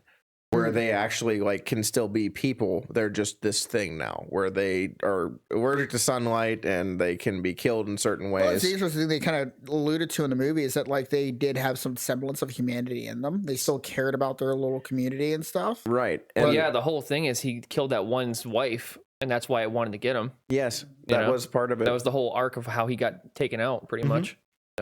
Yeah, in the book, he actually like once or twice he captured a few of them to figure out like how exactly they're alive and how to kill them, and he eventually realized that it wasn't in the book. He tried shooting them, and there was something about their skin which prevented them from dying, where it was almost like their skin was a glue that would reseal itself. So the real trick was actually exposing their internal organs to air, because they would just go up like salt and pepper, as the book said. Oh, Like they would just die because their whatever was going on with them internally would just completely, like, I guess would dissipate they would rot quickly after that happened. So he started to figure out exactly how to kill them, and from So that, this here was like keeping all their stuff just like in them, and Yeah. functioning like so, that. something about their skin. One, it was sensitive to sunlight, but two, it was like I said, it was keeping them from rotting instantly. So that was part of it. He he actually did have a dog at one point, and it was a very, very quick thing because he just happened to find a dog which was not a nice, pretty German Shepherd, sadly. It was just like some bulldog that would just happen to be okay because like it didn't turn. Like it was just lucky. That was the dog. It was just lucky. He found it going through the trash one day while he was scavenging. But there's a lot of aspects that were different from the movie to the book. But what was interesting was I mentioned before that they became conscious again. So these creatures, whatever you want to call them, they started to like make a society again. And the reason why I Am Legend is because he was the last human on Earth. Because really? There wasn't like another they community? were all either the infected or whatever they became after. Mm-hmm. He was the last human. And because he was the last human, he ended up getting captured by the people who were now conscious, and they brought him to like their society and stuff. Oh, really? That's interesting. And like people were just like mad that he was human, basically, like that he was still human, because whatever was going on with him, he just couldn't get this infection. He was like the only one that anybody knew. So they like the townsfolk of this weird new society just wanted to kill him because he was not like them. So they either gave him the choice of letting him go through this long trial where he was just basically guilty of being alive and then would lead to some sort of execution, or here's these pills. You can just go out your own way. And then it just ended with I Am Legend. So they were like fully like conscious. It wasn't just like they were kind of just like, vaguely like. He was going to be studied like Ellie, and he didn't get a choice. I see, because they made him out to seem like kind of brutish in the movie. He was really not. He was in the book. He was a Vietnam veteran, and he was just some. Oh no, dude. I mean the zombies. Oh, the zombies. Yeah. They were definitely more conscious in the book, like they could speak and everything. Oh, okay. So like the only difference was they were all deathly pale with no body hair anymore. So that was the difference. Like the way they looked in the movie was very close to the way they were in the book, but that was like probably one of the biggest similarities between the two. We'll see how this next movie comes out. You want to pull up this thing real quick, Dave, before we move on to the next topic? Yeah, all I pulled up was just the U.S. Army training manual. Like it's legit, dude. Since we talked It's about legit, yes, sir. Hey, I told you it exists. I think I was fucking lying. I said it's a real thing. No, he was right. And it's wow, you have that. Is this real? That looks like it's a joke. I don't know. Is there a TM number somewhere? Because that's what it'll tell me. I don't see one. By order of the Secretary of the Army. I don't know. It just looks weird to me because I know I've seen one before, but it didn't have a picture of a cartoon zombie in it. Yeah. What does that say? Morris Book Publishing. There's a dedication. This is somebody wrote this. Dang it. Okay, well you might find one I still. swear I have seen this as a real. I don't know if it's not. I don't think it's a whole training manual. I think that it's a. I don't think it's a training manual. I think it's the kind of like the. Try U.S. Army Field Manual Zombie Response for Squad Tactics. I don't think it's a. I don't think it's at a like squad or team level. I think it's at a societal level. I think it's just like. I thought it was squad. I thought it was society in the sense of like preserving like resources type stuff rather than like how you deal with zombies specifically. There it is. It's a field manual. Fire team level. I was wrong. No. That's it. FM 999. Oh my god. So it is real. You know what? I'm not even surprised anymore. It's pretty funny that exists, but it still doesn't surprise me. That's like how they told us to play Fallout to deal with nuclear war. Yeah, no shit. That wasn't long ago, actually. Yeah, so if you're looking to be educated on how you deal with the zombie apocalypse at a military level, you've come to the right place. FM 999-3. The fire team level, which is probably more accurate, really, if you think about it, because you're really going to have more than 4 people. What's my Ethiopian man doing over here? Oh, dude, here we go. My bad. I didn't switch it to the screen. We're on here now. Oh, here we go. Yeah. Sorry, back to the front. There we go. Yeah, that's it. legit. December of 2010. Wow, the fact that exists. Got a table of contents, a manual number. A definition of what a zombie is in case you're living under a rock. Hold on. Can we read this definition real quick? Life mimics art. The zombie is a formidable battlefield threat and is unlike most Threats that the United States Army. There we go. As an organization and the United States Army, soldier is an individual physically, intellectually, and psychologically trained to combat. That's awesome. The exact nature of the disease is unknown, of course. We don't know because we made it up. Yeah. But I mean, like, hey, I mean, I think the aspect that, like, at least having something there, because it is so in, like, the social construct that, like, people are aware of zombies as a thing. Maybe somebody somewhere might try and just create them. Well, I mean, that's kind of something that, this is a game related thing, but that's kind of something that wouldn't surprise me. You ever heard of The Division? I was really impressed with the Division's, like, trailers, but I don't think I played the game because the game was nothing like the trailers. Okay. Well, so, like, real quick, if you watch Battlefield trailers, you can go into the game and do like 95% of that, if not all of it. What you see. Yeah. The Division was a dog and pony show. Yes, you got it. Okay. Not far off, but the concept of it alone is what I'm referring to. That was a Tom Clancy game, right? Which technically is related to Ghost Recon, from what I'm told. Oh, really? That's funny. Supposedly they're going to connect one day based off of a couple of theories. But what was interesting to me is the first Division game came out in 2015. And I watched the trailer for that, the original introduction that came out to be as the intro for the game itself. 2015, and then we had COVID. Yeah. Which was scary close to that exact situation, like up to the point where it was everything but the government collapsing, basically. I think that we are still wholly unprepared for a real pandemic. We got lucky. Yeah. With this pandemic we got lucky, because if it was more volatile, it probably would have been really bad. Yeah. If there was like a more like higher like death rates to like infection rates, like a pandemic that like every type of like aged person or like physical fitness person has to deal with, like that could be legitimately scary. I would have thought before the 2020 thing happened that we would have had the ability to set up like tent cities and actually like treat people en masse.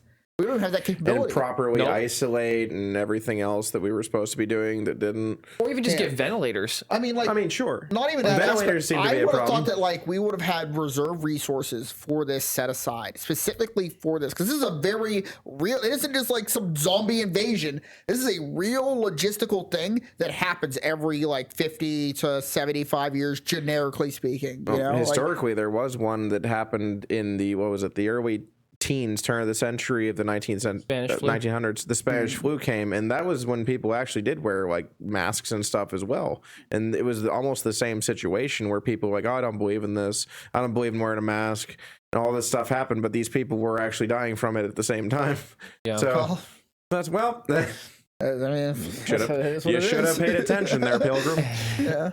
But we won't go too far into the COVID topic. We're out of time. So we're going to move on to the next thing whenever you're ready, Dave. All right. Question number 4, if you guys want to spin her up. Got them all on one side now. EJ, baby. Or is this Fireball? We didn't get E and J this time. Okay, here we go. All right. Question number 4. Let's drop you. Tim's apparently very conscious of how tough it is for everybody economically right now with this question. Looking at my question list real quick. How do you survive the apocalypse on a budget? On a budget? Well, I mean, given that that's how I'm surviving, I'd say that's a pretty good idea to talk about. Yeah, I guess technically no matter what, you're on a budget. I mean, and it could be a big budget, but it's still a budget. You're on a budget, yes. Yeah. So I guess more specifically, like if you have to really watch your money, you mean? Like yeah, I guess so. Do you have a definition? Okay, yeah, budget of $500 compared to $1,000 or more. Okay, well, $500, I mean, that would probably get you a decent way, but you'd have to do a lot of prep work on your own that wouldn't include just stuff that you buy. So like here's the core of the question, right? I want to have something set aside that if I need to be ready to go to survive for like a month on my own without any like resources in my house, what should I have? This is just my opinion going on here. In an apocalypse situation, not just like a camping situation. So if you had to go for a month without any help, is what you're saying, like isolated for a month. Like I said, just my opinion. Canned goods, dried goods, and clean water, and then you have some stuff over here, and some sort of heating element as well. But yeah, I do have a few things like the getting clean water may not necessarily be something where you have to like already have it per se, but a way to get it. Like good example, that black pouch on the right there, Dave, if you don't mind. Now this is also something I use for camping, but this is my bushcraft canteen that I have, and I get that from a certain company. Do you believe in like the life or emergency straws? I don't know what they're called. Like, Actually, there's one in that backpack right there. oh, really? Okay, Yeah, I didn't know if it was a real nice. legitimate thing to buy. They work just fine. You just have to make sure you take care of them because after you're done using it, they do suggest that you exhale into it as well To clear it to out. clear it afterwards, so that the filter can have a chance to kind of like recover to dry out again, essentially. So this is another method, is boiling, filtering your own water. But as far as stuff like that goes, this is a pretty decent example. So You want to show the camera? yes, this is part of it. It's a Pathfinder kit. They sell these at the Pathfinder School website. So got this steel canteen. It's got a wide mouth on it, so that actually helps with filling it or whatever you're going to do with it. It holds your standard amount, like 1 quart for a canteen. It also comes with features. So Features. let me see if I Has can it get got Bluetooth in Does it? it have an iPad on the back? Yeah, That It gets a few I channels. need It gets to a few watch some. XM stations. So there's a canteen cup in here, which is gonna walk in Why is that handle so prominent? because it's easier to hold it over a fire. Oh, But you also have a measuring system inside. I'll see if the camera can get Oh, that. sick. Yeah, we can So see you it. can actually, like, say you're trying to get like a hot beverage from your MREs, you can actually have the proper amount of water. Nice. And attached to the canteen cup is this stove, which actually makes it easier to resist wind and have a smaller fire that you can cook on with this thing. Dude, And that's sick. what else it includes is you got a lid here for your canteen cup, help you with your cooking. And then what's the little like lever on the top for? oh, No, this? Yeah. What's? Well, say you wanted to take the lid Oh, off. to just pull it off. Okay. Yeah. That's Sorry. So I mean, I I don't forget. this thing. I'm sorry, Tim. I forgot you don't cook. It's okay. Yeah, you're getting roasted me on this. This ain't roast takes time. I'm sorry. I'm sorry. I know. I'm sorry. Okay. Just, look. Talk to him about it in terms of how you make mac and cheese out of it. Hey, imagine every meal much is time do mac you and have? cheese. How much time do you have? Okay. So also you got your fork and spoon. Ooh, I love that. A It's also a fapoon. serrated edge for Why a is it little on a bit of cutting. spork? It's a fapoon. It's a fapoon. Sounds wrong. No, it's part of it is it's longer on purpose. So you can actually hold this like with your thumb or try to pick at it or stir it. So it gives you a little bit of length to it while you're cooking with this thing because it actually reaches well out Extends out of it. Okay. well out of the Smart. canteen cup. Yeah. So that's the end of that one. This is also oversized and over-engineered, so like the weight of whatever you have in here won't mess with it, which is good because I like durability when it comes to that kind of stuff.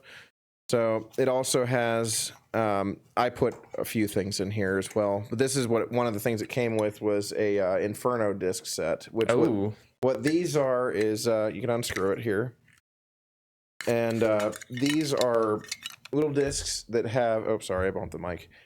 You're good. They have wax and wood fiber and cotton, and it's also been impregnated with lighter fluid.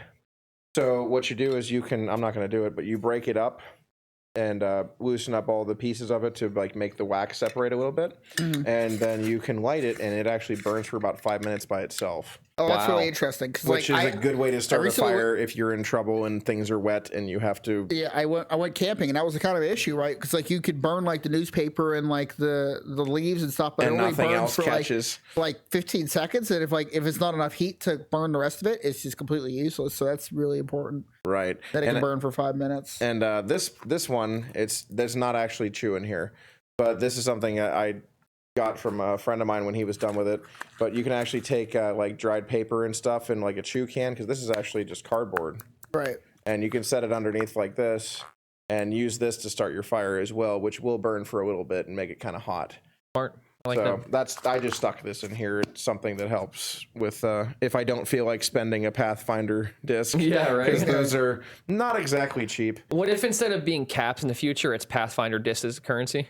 Inferno discs. That's gonna run you 5 infern. You're gonna get I got them discs. Oh shoot! And Let me get the good one one. last- Just go from calling a pyro to a pie. Yeah. Fried pie. And then they actually there's a lot of brands out there that just they sell little disc sets like that. It's like 5-10 little discs that are like that. You don't have to buy this whole set to get those, so that's kind of nice. There's like, I don't know, 8 different companies on Amazon alone that sells those, which helps. And then the last thing in here is just a simple ferro rod. Flint and steel, right? Flint and steel. Flint and steel. We're going to the nether tonight, boys. We're going to the nether. We're gonna have a lot of fire. It's gonna burn, and we're gonna have ourselves some beef stew. It's gonna be great. Never mind, put the M&Ms in there too. So this is like your cooking / fire. This is the starting, if I can grab nothing else, this is what I'm grabbing. That's actually smart. Bag is So good. really important for just bare minimum. So how much does this whole thing cost? This is one version of it. There's also a cylinder. The whole thing is the same, but it's just a cylinder like you'd have for like a normal water bottle you'd buy somewhere. The whole set, I believe, is $70. I think for everything you just saw besides the random chew can I threw in. Yeah, Copenhagen will run you about. Yeah, the Copenhagen will run you about $4. Yeah. You gotta smoke it. You gotta chew it. Chew it. What are you going to? You gotta dip it. You gotta dip it for like. Don't get me wrong. I did that once or twice in the army because when you can't smoke at night, you got to do something with your time. But here, I'll just set that back over there for now. Yeah. Thank you. Dude, that was cool, man. Thank you for showing us that. That's the Pathfinder ball. All right, so we're $70 into our $500 budget. It's What's 70, next? It's 70. Yeah. Oh, that's $70. Another one I'd suggest, which is that hammer right there. That's a good tool to have too. The one next to the club. Yes, that. Thank you. This is another one that'd be a good one to have for sort of everything you kind of want to do when it comes to, say, construction or getting something open or what have you. This is a AN-15 Annihilator that's made by Dead On Tools. So it's sort of the bastard child between a claw hammer, a crowbar, a wrench, a drywall knife, and a nail ripper. So I actually used one of these when I was in the army just for like extra shit when I was in the guard, just in case that I needed it for something. But most people don't realize this, but you can actually, here you go. You can actually use a claw hammer to pry a door open if you do it right. I feel like I'm in Dead Space. Why do you know that? Why don't you? Because I'm usually places where I'm supposed to be. Yeah, it looks like some sci-fi. It looks like a sci-fi Blade tool. for drywall use only. Yeah, that's a drywall knife. But it's Always wear eye protection. yeah. Who does that? But Oh my god. what's the Well, other thing protection. the other thing that's nice about it is that would definitely be a decent, like, say, self-defense, or if you say want to put up a fence or something, try to make some sort of shelter for yourself. Got to drive nails, got to do whatever. It's nice to have that kind of option. Right. So you already have a hammer, you already have a pry bar, you already have like all these things, and you got one object to carry, which is good because I don't want to carry 50 things. And it's pretty sturdy. The only thing is I don't know what the limit is between sturdiness and like lightness, because obviously whatever you have in your bag, I would notice that amount of weight in my bag for sure. I mean, that's at least like 10 pounds. I don't know how much it is. Oh hell no! This is 10 pounds. This is maybe 18 ounces. Yeah. Let me feel again. If I had to guess 18 ounces, what do you think 10 pounds is? All right, this is not 10 pounds. All right, you're right. But it is heavy. It is heavy. It's like it's probably weighty enough to do its pistol job. weight. It's like pistol weight. It's weighty. I would guess. Not my pistol. That's weighty enough to do its job. Yeah. But that's one I would say it's weighty enough to do its job. Plus, it's like I said, it's multiple options for one thing. So here's my question for you. Let's say this is a post-apocalypse, whatever. Are you taking that out with you whenever you're out scavenging or scouting, or are you taking that out when you're building your perimeter traps and whatever you're doing? Both. Both? So you're taking it for both. Gotcha. Yeah. Well, if I'm out scavenging, I'm like, oh, there's a door I can't get into. Cool. No window? Okay, I'll pry the door open. Sure. Like, do whatever I can with that. And then you've got, like, say a part where you're like, oh, I need to build this fence up so the damn rabbits and groundhogs don't eat my fucking plants again. So This sounds very personal. Is this happening to you right now? Oh my God. I've been living at my house for 4 years now, and every year I've dealt with the same groundhog. Those damn groundhogs! Which incidentally is what that slingshot is for. Oh, whoa. Because if he comes to my yard again, and I know it's him, it's the same one, because he's fatter, he's bigger, and he's got a spot on his left paw, and that's how I remember it's him. Because it's the same damn groundhog. This is your arch nemesis. Yes, he keeps eating my zucchini every year and my green beans. I would love. The funny thing is that, like, this is probably your same nemesis post-apocalypse. Yeah, right? Except it's mutated. It's like 30 pounds now.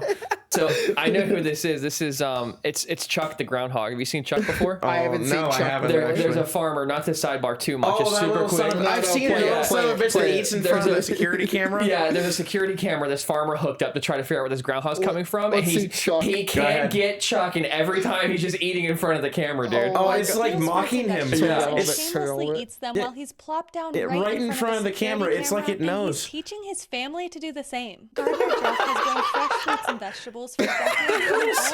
He's like, look what I got. You little son of a bitch. Oh, I'd be so mad. A single bite. This left Jeff finding not just one or two. Like they gave up and put a picnic table out for him, dude. Entire garden of produce. See, that would make me so mad. Give me that. Give me that. Come here, Jeff. Here's Jeffy. It's like This guy is a menace. That man is losing 30% of his produce to a rodent. Like, and that's what I mean. Like, that's why I put the fence up. So yes, I would use the hammer for that too. But like that, like I said, I like to have one thing that works really well for what it does, and I don't have to think about like my attention span is not great, and neither is my memory, which means that I like to have to grab one thing and not have to think about it. Like, oh, I have it, cool, done. Yeah, true. And that's why, like, I'd put everything in one bag and off I'd go. Bunch of smaller tools, you're like scattering them around. You're like walk away, and you're like, oh, where'd I leave that? Like, good example, a little something I took from the Army whenever I left because they gave them to me. Gerber. Yep, definitely. And we used to use these to open ammo cans, like packs of mortar ammo, because they'd all be steel banded. So we'd take two of them and twist one, and it would cut it. Yeah, I have one of those from the Army myself. I mean, you want to show the audience what exactly is going on, because they may not even know what's in the Gerber. So it's a Gerber multi-tool. I mean, I don't know how much these really are because I didn't actually not buy expensive, this. honestly. They gave it to me. $15. They gave it to me for deployment. So it's got a file here. You've got a couple of screwdrivers in here, a few different flatheads. This is actually a bottle opener. It looks like, or can opener, bottle opener. I think that's a bottle opener. Yeah, regular pocket knife, straight clip point. This is actually a scraping tool, I believe, for a rifle. I don't know which one you got, but that's whatever they gave us. I have the same thing that does that. Interesting. This, I don't know what it's for. I I've never used it. Let's figure this out. Give it to me. I've never used it in my life. I've seen that before. You tie a rope through it, and you can like use it as like a pulley or some shit. Either way, you want to hold like a rope inside to something. Well, we all learned something today. Yeah. Here, Can we see some action of this? I want to see what this does. I've never seen this before. Is there an info something we can? Okay, hold on. Gerber, like Gerber baby, right? No. Gerber multi-tool. Well, while you're looking that up, there's also a can opener in there as well. oh, so that's the actual can opener. That's the can opener. The other one's a bottle opener. And then you have wire cutters and a wide and needle nose plier set. I tried to sabotage the search, but it still worked. Yeah, that one right there. Keep looking while we're going over the rest of this. All right. Yeah, go ahead. So here's that hammer back for now. So what else would you put into your $500 set of equipment? I'd have to go with at least one sturdy knife that you trust. And I'd have to go with the one behind Dave right there, if he wouldn't mind grabbing that for me there, David. One company that I like to do my homework when it comes to certain products and stuff, just because I want to buy something once. So this is actually a OKC, so Ontario Knife Company. It's called an 1889, and it's loosely based off of like the Marines K-bar.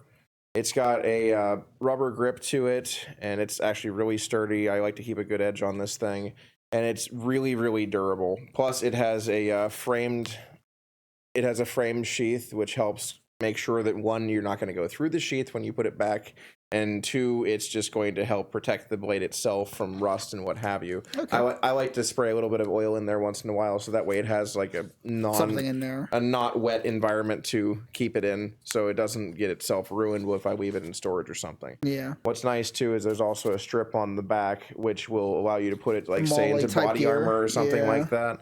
Which I just use it on my belt if I do anything, which is also great for that too. But you can do a lot with a knife. If you don't have I think it was something my grandfather actually told me was every man needs a good knife, a good pair of boots, a good pair of tires, and a good pair of sheets. And why the sheets? you need things that are beneath you, things that protect you from the ground. And the knife includes the ground. Because if you don't have a knife, you could die. just kidding, but still. That's funny. But you could, if you have a good enough knife, you can pretty much do, I don't know, 70% of the shit you need to do when it comes to a lot of survival situations, like it's mostly camping and stuff like that. But yeah, I mean, like even just like getting like tinder, yeah, you can like shave off like parts of wood and stuff like that. right, too. like feathering a stick so you can have an easier way of starting a fire. Yeah. Which, are you guys ready for the thrilling conclusion to what the little tiny hole is on the I'd Gerber love knife? to see oh the sure, conclusion to let's this do whole- it. You guys are gonna have your minds blown. Are you ready? Okay, go It's for even simpler than what I said. Okay, it. Is it really? what does it do? What? What is this? What is that? Okay, Okay. what do we got? Enhance. Enhance. That is a lanyard. Lanyard. That's a goddamn lanyard. It's literally just a lanyard. That's so dumb. What? I thought there was some specific thing for this. I mean, I'm sure some special ops guy figured out how to kill somebody with it. I mean, But- sure. So it's literally Listen, the just special to ops hang- guy figured out how to kill it's- someone with an MRE spoon. It's only to hang it off of stuff. Yes. That's so dumb. That's literally all it's for. That's so dumb. I don't want to have it now. I don't want that bit on there.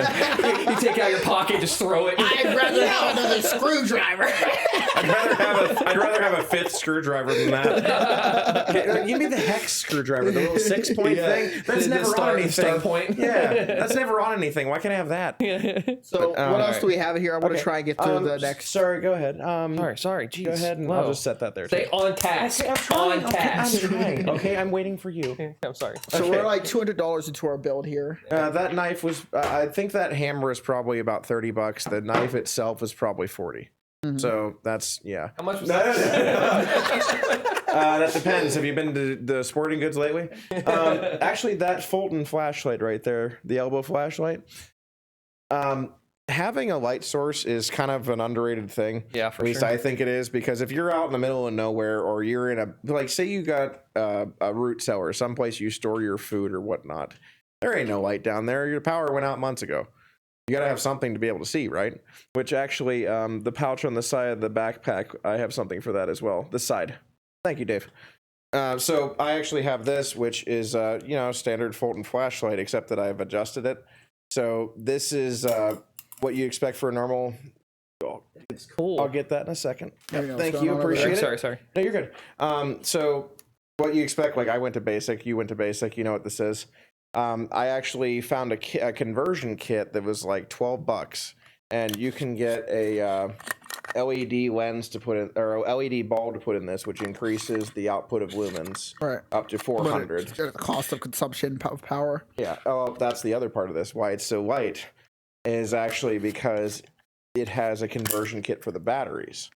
So you've got these, which is the same shape as For a double D A. cell, and it takes AA's now. That's cool. Which is cool because AA's actually That's last actually. longer. Can you show the camera a bit more? Because that's actually really key for something like this. Because you might just find a flashlight like this from just like and if you military don't- equipment. And it's way more common to find AA's than you would D cells. Absolutely. Anyway. 100%. Yeah, that's a So very it- important. So it just sits part of it. inside, and it actually measures. It matches up with where it would sit for the D cell battery.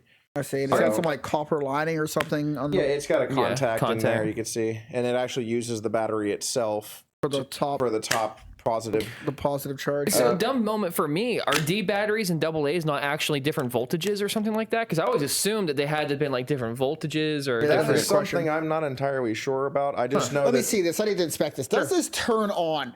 Yeah, go ahead. Amazing. Oh, sorry. I can't see on my right eye now. I think you've answered that question, Tim. Is there not the different lenses in the bottom? Yeah, it's here? in the bottom still. How do I open It's this the same motherfucker? as any other Fold. It just has those batteries and a different bulb. You didn't say anything about the other Don't do lenses. that. I only have one set of those. Don't worry, I'm not going to lose them. Mm-hmm. Yeah, it's the different lenses down at the bottom of this thing. You didn't mention. I don't know why he has 2 red ones, but That's in case one breaks. But I actually have the one of the lenses on it right now because that wavy, I don't know what you call it, but the waved lens cap that you have on here right now, which that actually helps to widen the beam, which is kind of great. yeah. So without that, you wouldn't have as much brightness, which is kind of cool. Interesting. But I have 2 red lenses in there because red lenses are great for preserving your night vision. So at night, if you're trying to basically use as little light as you can, which light discipline is a thing when it comes to protecting yourself and trying to hide. Red lenses will actually help with that, especially if you have to turn off your light real quick. You don't go blind all of a sudden because you turn your flashlight off. Smart, dude. So- I love that. That's a big thing in the military. Yeah. It's like Light discipline, noise making sure you're discipline. only putting out as much light as you need to. Because like you're in a survival situation, like you're putting out light, trying to just fiddle with something. Like that's like it's really obvious where you are. Yeah, you know? Right. for sure. And this Fulton flashlight, since we're going with budgeting and stuff, this Fulton flashlight's probably, I don't know, $25, and the conversion kit's $12. So after that, it's just your batteries. But LEDs also last much longer than the incandescent light bulb that would have been in there. So you probably don't have to worry about light bulb again All right. when it comes to these. I think the conversion kit's really key. I wouldn't have thought of that. I would have thought that you would need a certain. I already had the flashlight, so because of basic, I kept it from basic. So. No, I mean that's fine. I mean, I was just thinking it's like I wouldn't even thought that you could have a conversion for AA's to that. I wouldn't think that the batteries I would didn't work. either. I just came across it one day when I was flipping through Amazon for camping supplies. That's super interesting. I Yep. mean, it actually works. I mean, it clearly works. Sure does. Yeah, it works really well, Tim. So let me just I'll be Joel for a bit, and we'll just stick that Hey, right there there. you go. All right, so I think we have Now- time for one more thing for your package. You have? Oh yeah, perfect. Yep. So this is the last thing I'll show for now. This is a Yuko candle lantern. So what you got here is it's collapsible. It's brass, which is there's the more expensive one. It's like $10 more for a brass case instead of aluminum. I like it better because it doesn't tarnish as easily and it's more durable. Tarnished. You have the glass. The glass slides down so you can light the candle itself. Slide it back up. You actually have an indicator on the side to show you how for much your wax. you can see how much candle is left in it because That's cool. this is actually spring loaded. Whoa. So you can see it's right now. There it goes. It's spring loaded, so it actually pushes the candle up into it as That's you go. really interesting. Reloading. Yeah, no, You just like go to a candle, you just like slam it down on it. Dude, can you do a mag flip reload like John Wick? Oh shit! I wish. Not with this thing; it'd take too long. But no, I also don't want to do it because it's gonna be hot. So does that emit enough light to be worth it? I mean, it does, I think, because if you're dealing with low light sources anyways, you're going to have to think that like one candle is probably enough. Like you're not going to have any other light, so yeah, that's probably plenty. Like this is for a survival situation anyway, so one candle is going to give you enough light to work with if you have to. Yeah. And what's nice too is Yuko makes these candles for it, so they're actually built for this lantern, and they are 8 hours a piece. Oh. They also make a beeswax version that are 15 hours a piece. Not that I can ever see you using 15 hours of candle time, but it's nice to not have to change it out as much. Exactly. What else is cool too is, since you're talking about the light stuff, this is something that comes with the kit as well, and you So can like focus the light. yeah. So oh shit, hang on, got it. All right. So you hang it on the side, you slide the glass back up. Let me just do that without dropping it this time. There we go. So Nice. it'll help focus the light for you, and it's almost like a really olden days flashlight. Yeah, for sure. But what's cool too is you can actually use this hook to like hang it from something. It'll give you a little bit of extra like Get your hands working free. space in. Yeah, make it more hands free for you. So this is this whole thing for the kit. It comes with 3 I almost said batteries. 3 candles. The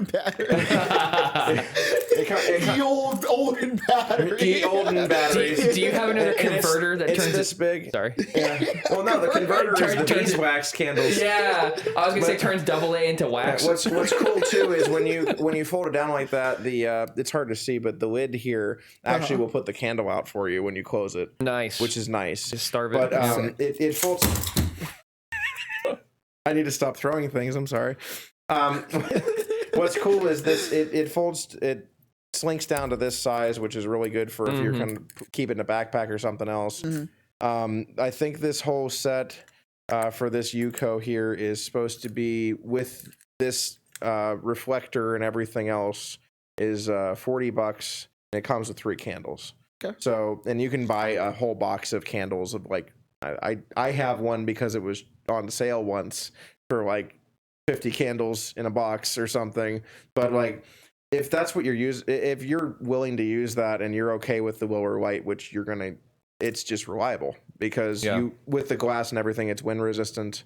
So like you don't have a whole lot to worry about as long as that's an important detail because it was a bit blown out if you're out in like the elements, like working realistically. Like I've had this out in a rainstorm with the flames still lit and it was okay. Yeah. Wow. So like and that's just from me idly camping with my friends. Sounds like a great thing to have in your kit. Absolutely. So I'm gonna set that back down for you there, and I'll give you this back. Yeah, we can go and move on to our next topic. Sure. Question number 5. 5. Cinco. Please don't stick this time. It's not even. Yeah, nothing happened. Nothing at all. Nothing at all happened. There you go. There we go. All right, question number 5. What apocalypse should you actually be prepared for? Like, how likely? That's exactly what it says. How likely? Like, how likely is each apocalypse? How likely? Said the Valley Girl. How likely? Like, how likely? Like, how likely? Okay. Honestly, this is probably just like tinfoil hat moment, but I kind of feel like The Last of Us isn't super far off from something that might happen. Really? Just because, well, here's the thing. That's the one? No, I'm not done. I'm sorry. That's one, and I can explain, but also like The Road is probably not a far off example either, since obviously that's just straight up like nothingness after bombs drop. But honestly, like ones like Bushwick or Olympus Has Fallen, stuff where people just fucking panic and you go into all this stuff after like government's gone, things like that. Any kind of movie like that would probably be more close to what we might experience. Because like, as far as I know, we haven't found any aliens yet. We don't really have a zombie virus and other stuff like that. So here's some other things I don't know if there's any movie equivalents or just like anything like that. Nuclear apocalypse is definitely high on the scale of realistic apocalypses, but from what I know, other planets get apocalypsed by like meteors all the time, right? Sure. Like, and is there any way that the average person could stop that, or be like something crazy like the poles flipping on our planet and completely halting the movement and all the different climate changes and stuff like that? Well, I do know that like our planet is on an oscillating schedule anyways that we're kind of overdue for at this point. Actually, that's another good example that I could mention. We're like 10,000 years overdue for an ice age. So overdue. Well, from what I was told before, we should have had an ice age by now, and we haven't. And it might have to do with us being here and all of the infrastructure we've created that's actually changed the mass of the planet and everything else. So maybe we're having to do with that, but so global warming is tight. Thank God for those fossil fuels. Drill, baby, drill. What's crazy is we're not even the ones doing the most of it. Like there's all this stuff out there about us causing greenhouse gases and everything else, but you've got like underwater volcanoes, you've got regular volcanoes, swamps creating methane gas, everything else that is releasing all of these greenhouse gases that have nothing to do with us. So like it's happening anyway, but like, yeah, we're definitely contributing, but I don't think we're the main culprit. It's just something that comes in a cycle that is going to happen. Like I said, this is just my opinion. So I think that like we could Like, what was it? The day after tomorrow. Yep, that's what I was gonna say. That's a good example of that. Like, it's just Ice Age time. It's now. That's it. We don't really know how to prepare for something that's going to happen in a span of a couple hours. No one does. Unless somebody is sitting in their house, literally with a tinfoil hat, waiting because they're like, I knew this was going to happen. I pictured this situation 30 years ago. It's like, we're not going to get that. Like, So do you think it's worth do you think the apocalypse or any kind of like, I don't know, events that forces us to like be self-sufficient for like more than a year is actually realistic within our lifetime?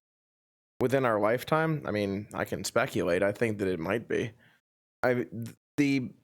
If I have to take away from anything that, like, obviously my pack is small. Things that I carry with me is not much. The biggest thing you can prepare for is to have knowledge, to know what you might need to do, what you need to get, what you can do with those things. I think that when it comes to that, like, we can only prepare so much. Like, you can do what you can for food, water, and whatnot, shelter, what have you. But, like, we don't get to pick when it happens. No one does. So I've seen like Jerry Rig Everything. He has built like a bunker in his backyard, and I don't know. I can't remember exactly how much he spent. It was like maybe like $150,000. Do you think that it's realistic for people to just build a bunker in their backyard and have it and just like be prepared? Is that something that we need to be worried about? I mean, I think that it couldn't hurt, but I don't think that it's like crucial either. I mean, it's a big financial investment, right? Like, absolutely. Do you think that we will have some kind of like resource intensive, like isolationist event that we will have to be separated from society within our lifetime, that we need to genuinely be worried about enough to where we need to have a shelter Within our lifetime, like the next 50 years? Yes. Maybe. I mean, and what do you think the things most have only likely been- reasons are for that? well, things have only been escalating between politics and war and everything else, social media erupting everything that's going on, no matter how minor it is. Emotions are high. I think that something like that within the next 50 years is possible. Whatever it may be, between government collapse or riots or nuclear war, I think it's possible. I guess the distinction is kind of hard to draw between like possible and likely, right? Because like a lot of people would be like, yeah, sure, if they have the money for it to just If you do, sure. put it into, but like a lot of people don't have that luxury to say that. But if it's legitimately a concern, right? Like if it's something that they genuinely need to prepare for, should they prepare for it? You know, like I don't want to waste my money and buy, you know, some kind of like survival shelter even for like 30 days. That's a lot of resources for just like 30 days. That doesn't realistically like affect your normal income. Like you can spend that on other stuff, right? Like I mean, I know people are spending millions of dollars to live in that like missile silo in like like Kansas. Which I don't even know how the fuck they get there without a nuclear apocalypse. Are they gonna take fucking United Airlines out? Like what the fuck are they doing? Uber. The magic of bicycles. But well, if it's something that truly concerns someone, like if they really wanted to, I suppose that they should, if they feel like it would help them like feel more secure in their lives. Because really, there's methods out there where if you can have enough time with a shovel and enough lumber, like boards and sandbags and such, you can just make one. Like if you have the right means, and if you do it yourself, granted, it's definitely going to be cheaper. Just call 811 first, so you don't find something important. But wait, who's 811? That's what you call before you dig a hole. I didn't know that. I don't know him. Is that why you have so many holes in the yard right now, dude? Damn it, Tim.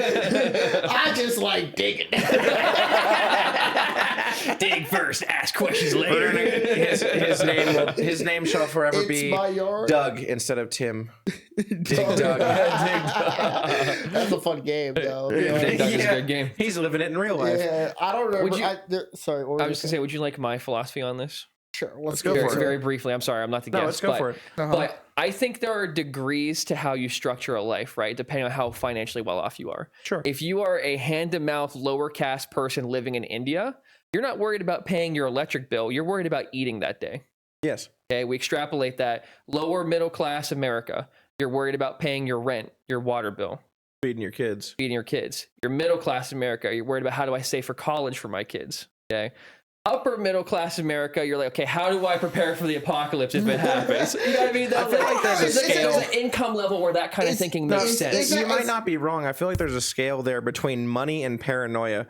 Yes. There's a chart. Yeah. There's a chart somewhere where you have money, there's paranoia, you have both, and you're like, there's the Kennedys. Or like, you're like extremely paranoid no matter what you're doing that shit. Yeah. Yeah. I mean, there's a scale to it. You know what I mean? Like, I mean, you might be right. Like, if you look at it like investments for like college and stuff like that, you can look at today's political landscape and say, hey, there's a higher propensity for the likelihood of nuclear war. Russia is still fighting Ukraine. Russia was just bombed. When's the last time we heard about that? On their homeland by remote drone bombings. They took out like $1 billion of their like air fighter infrastructure. They could just be like, fuck America, I'm tired of you.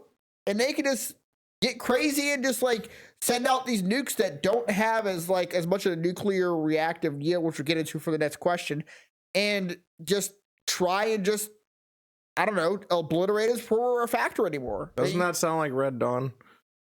Kind of does. Did they do nuclear war in Red Dawn though? I thought it was just a ground invasion. It was no, like it was an just EMP. invasion. It was an EMP and then an invasion. At least in the movie. I don't know about The the new book. one or The new one or the old one? I'm talking old The one. new one from Sorry. like There's no like EMP in the new one. 20 like Or in the old one.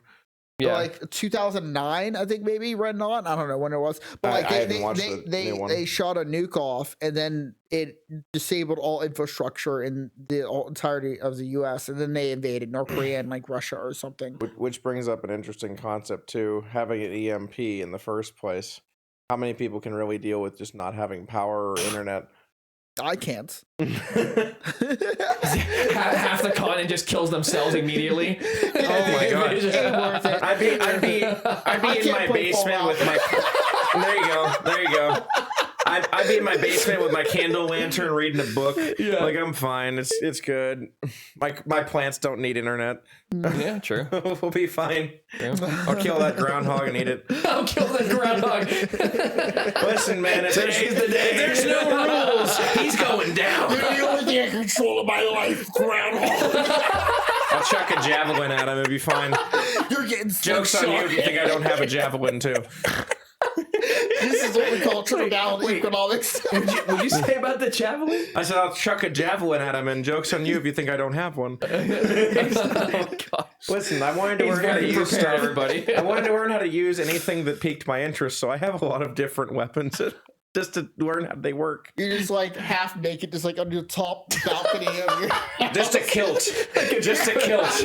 I have one. Just like My family's colors Like- shall fly high as the breeze hits me. there's like a nuke mushroom in the background. It's like today's the day, groundhog. Just me with like a welding mask because of the blast, and then me with a spear. I won't sacrifice my vision for this. Just those little suntan glasses, like those real tiny things. The solar eclipse glasses. Did you buy those? I didn't buy those. No, I just Okay. look at it. I said, yeah, same. I'm not even that prepared. I had a pair of aviator shades, man. I was fine. Guys, we're talking about doomsday bunkers, and we haven't even prepared for the solar eclipse that we're going to be staring at. You know what I mean? It's kind of far away on the hierarchy. Listen, you know what? That just reminds me of the phrase "avoid it like the plague." Really, it doesn't apply anymore. True. We kind of didn't do that. Nobody cared. Yeah. All right, this is way off topic. It sure is. Where were we at? I don't remember. Oh my god. Okay. What just apocalypse gonna- should we be prepared for? How likely is each apocalypse? Right. Yes. Like I said, I think economic collapse is definitely a really high one on that list. Yeah. So like, just people just not having money to buy things, and they kind of have to just like farm or like harvest their lawn grass for food. Or No, they're something. pulling at you. They're pulling at you. They're pulling at Well, you. a lot of Oh, the bullet trade. The rated bullet transaction. bullet trade. What was interesting too is a lot of friends that I know and me too. Like we all have gardens. We all make things, grow things, whatever. We've kind of started. We're trying to start. At least I am to create sort of a trading infrastructure where people will trade like what they have and not necessarily money. It's like, oh, I've got green beans. Cool. I've got corn. Cool. I've got zucchini. I got crypto. Yeah. You got Doge. How much Bitcoin do you want for your green beans? Listen, those green beans are really worth a lot in LA. But we were trying to, I guess we're just trying to make something where we don't have to necessarily worry about money as part of the trading, Sure. which is pretty fun, especially would you consider that part of that involves just us making wine at home because we can. Yeah. Because if there's an apocalypse, there's no reason to do it sober. Just saying.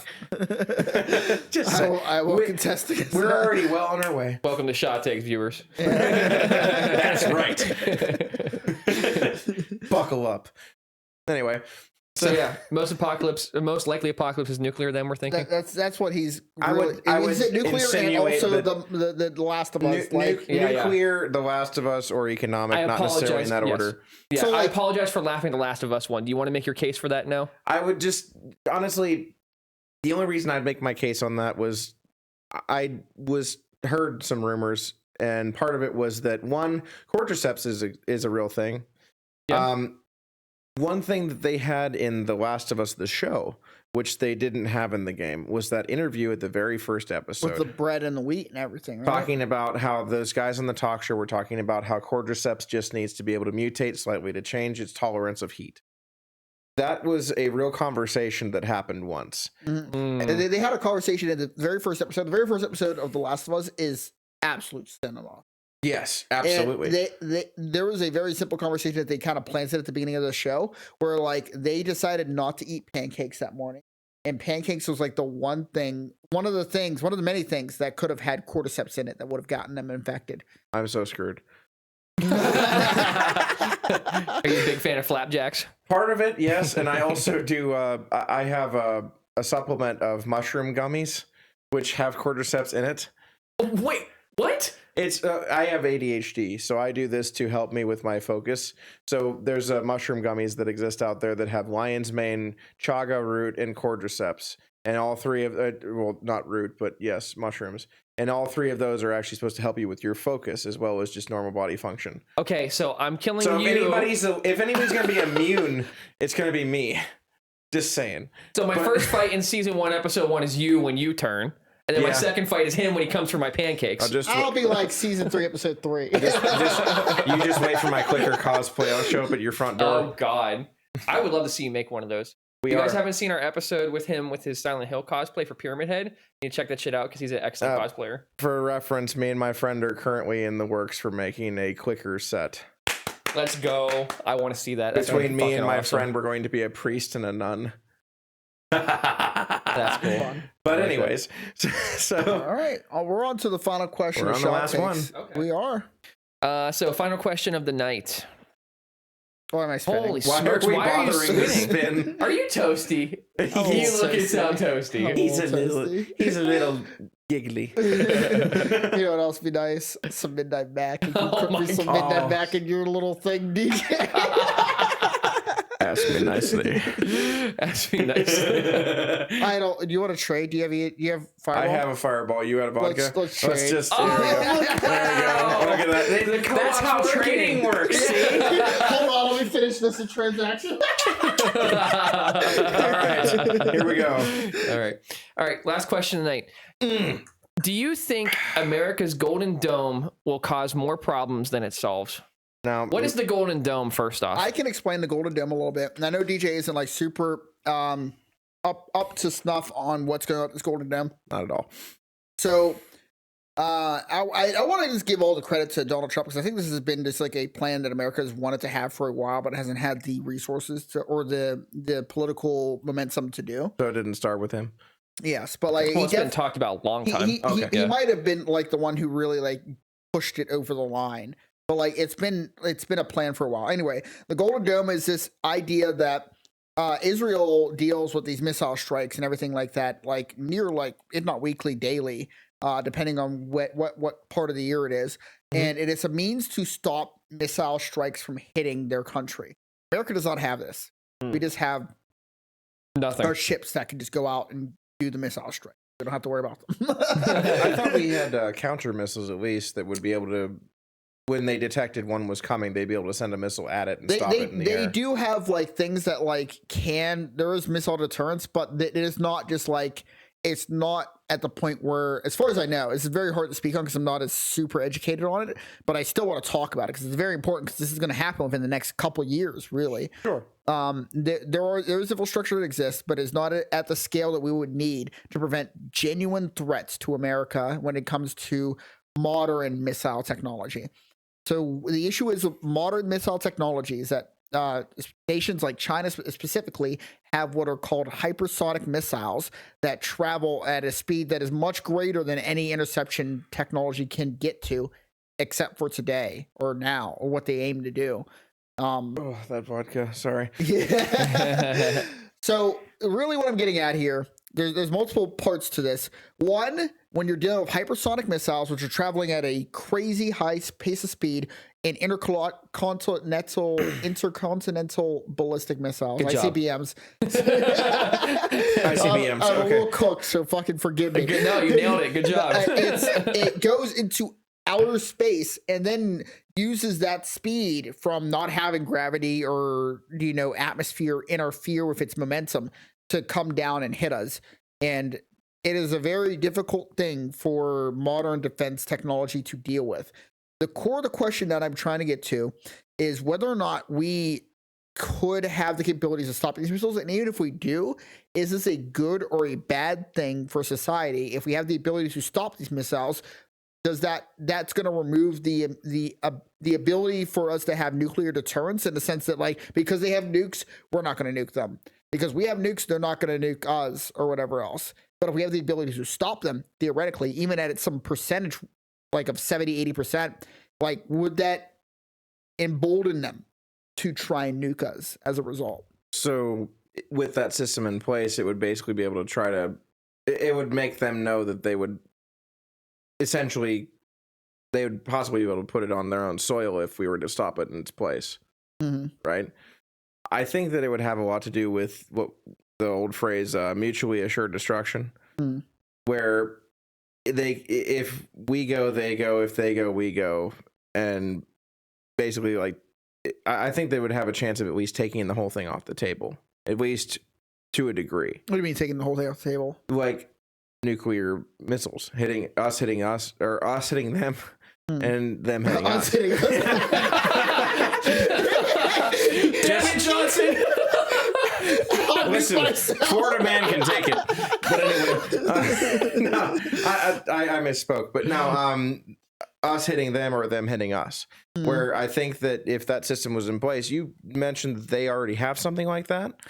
There is missile defense programs that exist, but there are also, when you shoot an ICBM at another country, you typically want to have false warheads, and there's only a certain percentage that you can guarantee that you can hit that projectile, because you're basically shooting a bullet, which is faster than a bullet because they're grabbing at supersonic speeds, out of the air, which is very hard to do. And they can only guarantee that within a certain statistical probability, And what I'm worried, what my big worry is that if we have this defense system set up, it will kind of set the precedent for other nations to set up their own defense system, and eventually force us to be like, well, nukes are only going to destroy 20% of their civilization, which is a catastrophic amount.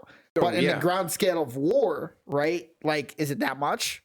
And they might just, us or them or whoever might just send it and just be like, all right, well, let's see if we can just destroy them, right? And I'm worried that mutually assured destruction, which you mentioned, whether or not that is still a valid reason to prevent nuclear war. I mean, that mutually assured destruction was the whole reason why the Cold War never went hot, because us and Russia both had the same kind of weapons they employ.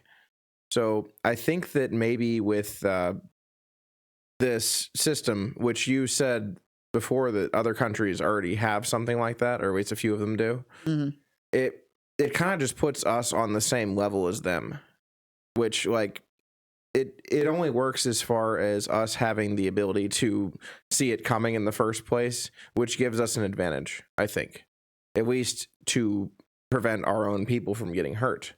And with the amount of casualties between soldiers in war or bombing, it essentially just trades who dies, which is bad either way. I agree.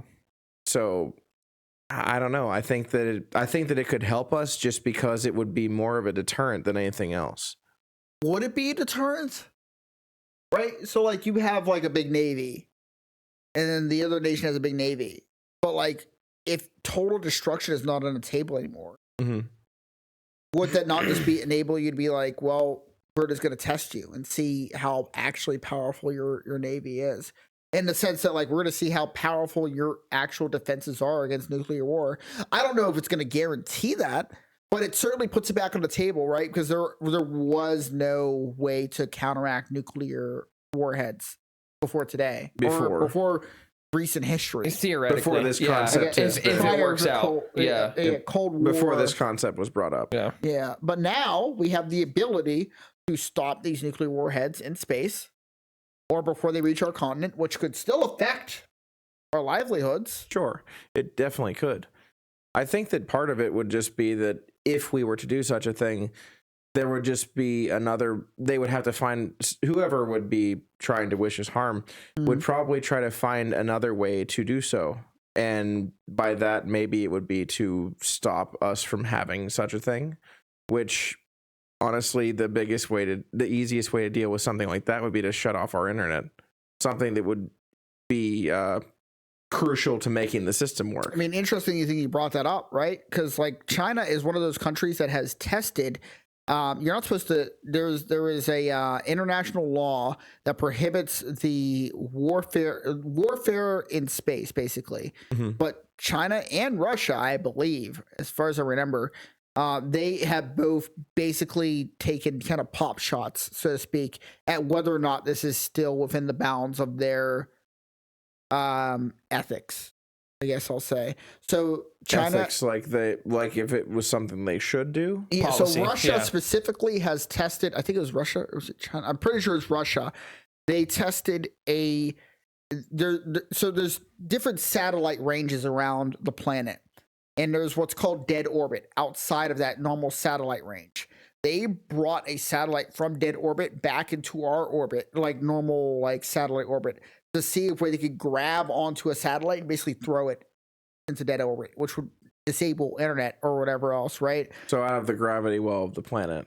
Yes. Okay. Well, I mean, like, it's still in the gravity well, but it's like outside not far useful enough anymore. that it would be. Yeah. Okay. Yes. Interesting. So the concern is that. that like I've been reading a lot of science fiction lately, so this is interesting. Or B, China has developed supersonic weapons. I don't want to speak too much out of turn because I'm not a scientist or kind of military tactician. Neither but am I. I read these articles.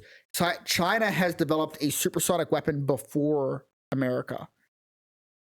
That would be one of the first times in history. Yeah, but I mean, like, what use is it if you're not actually at war with anybody, right? Right. Well, I think supersonic from the aspect of space, but I'm not entirely sure.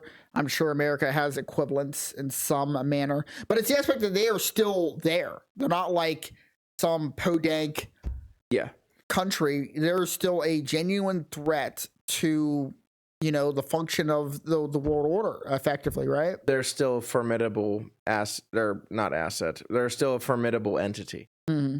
I can agree with you on that. I mean, before, like, say, years ago when I was still in the military, there were like bits that I heard about Chinese soldiers having to have pins in their collars of their uniforms so they'd stand up straight while they were in formation. Yeah, because otherwise they'd slouch. And, So, like, that didn't necessarily instill fear. But given that they've done something like this, it kind of changes the perspective quite a bit. So I can see what you mean. I can see that it would be something that we could be worried about, and I can say that we probably should have something like the system they want to put in place for the golden dome. Yes, golden dome. Thank you. So. I mean, I get the argument from like a perspective of one nation has it and the other one doesn't. Sure. Because like I'm worried about us in that scenario. You get people in a position of power to think they can bully another country like China or whatever. Like, oh, we're invulnerable. Like what you were saying, when, oh, it's only going to kill 20% of us. Yeah. People are out there that are going to take that chance, right? Yeah, if that means that we could take China off the map, it's worth it. Right. Whatever. Right. What I would want to see is I'd want to see China get their own, Russia get their own. So instead of mutually assured destruction, we have something what I would call mutually assured nullification. Peer to peer. If you try to nuke me, nothing's going to happen anyways. Peer I'll to just peer. nullify it. Whatever. Right. You know? You stop it in its tracks, so it's like, oh, nice try. But does it not just enable conventional war to happen again? You Because we have mean like lived in soldier to soldier conventional? We are in the longest unprecedented level of peacetime in the entire existence of humanity. And we are at what I believe is a great filter of any modern civilization. Yeah. Where we are unable to attack each other in any significant means, because that means that we have the absolute destructive value to destroy any other country, including ourselves, based on counterattacks at a whim, right? It's a chess game, and the only object that either side could do, which would ruin the whole thing, would be to flip the table over, and that would be the nuclear war. Yeah. So I think that you're right in a way, but I think that to give us some sort of protection that some already have, which, given the supersonic missiles you were referring to, I think that it would give us a chance to be like, no, you can't do that. No, you shouldn't, because it wouldn't help anyway. I think that it would give us a better chance to like maybe encourage more talks between us and them. Because you can't like, just say, oh, you can't do that. Yeah. So let's talk. Right. Like, what it doesn't matter if you tried anyways. Yeah. Like what if you nuke me? You know? Yeah. Well, a good example of that, actually, a little bit at least, was either you guys have ever seen Inglourious Bastards? I have, yeah. Yes. Okay, so the bar scene, after all the shooting is done, and there's the one guy, it's still in the tavern by himself, who's got his gun facing the stairs, and there's the other American soldiers up the stairs. And he goes, well, I've got guns and you've got guns, so let's talk. That would be our chance to do so. Same kind of premise. I think we'd have a chance to actually promote some sort of peace where we would stop being so, like, bad-mouthing under our breath kind of stuff, where we would have all these, like, I guess, for lack of a better word, microaggressions, just making the mood worse. I think it would give us a chance to actually try to equalize things and really bring us to a point where we're like, yes, we're both human. Do you think that is a solution that would exist hundreds of years from now? Do you think that do you think that talking out solution would work for the next 100 years, 200 years, 300 years? How long has peace ever lasted? That's what I'm really getting at. So there's this aspect, I don't know if you know how much you know about game theory, where the most successful way that you deal with a negative attribute assigned to you, like the negative weight value assigned to you, right? Of like, you get attacked in a way that affects your culture. What is your response? Do you do nothing? Do you talk it out? Or do you respond? And the most, what is statistically proven to be the most effective way to deal with that is to respond. Like, in the long run of things, the culture that responds in a forceful way tends to survive longer than the culture that tries to talk it out. So whether or not talk it out as you present for the next 100, 200 years might not last 1,000 years, right? Sure. I mean, who's to say that it would? I don't think that there's any guarantee anywhere that says that we could make things last more than 50 years.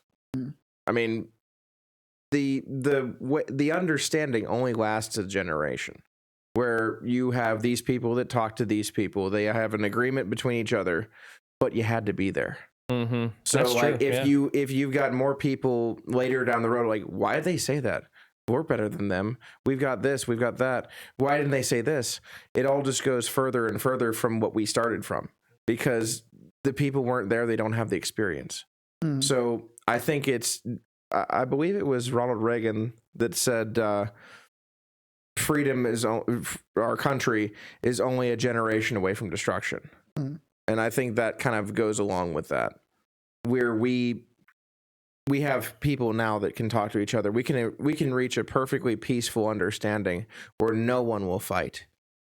And then 20 years later, we go right back to it.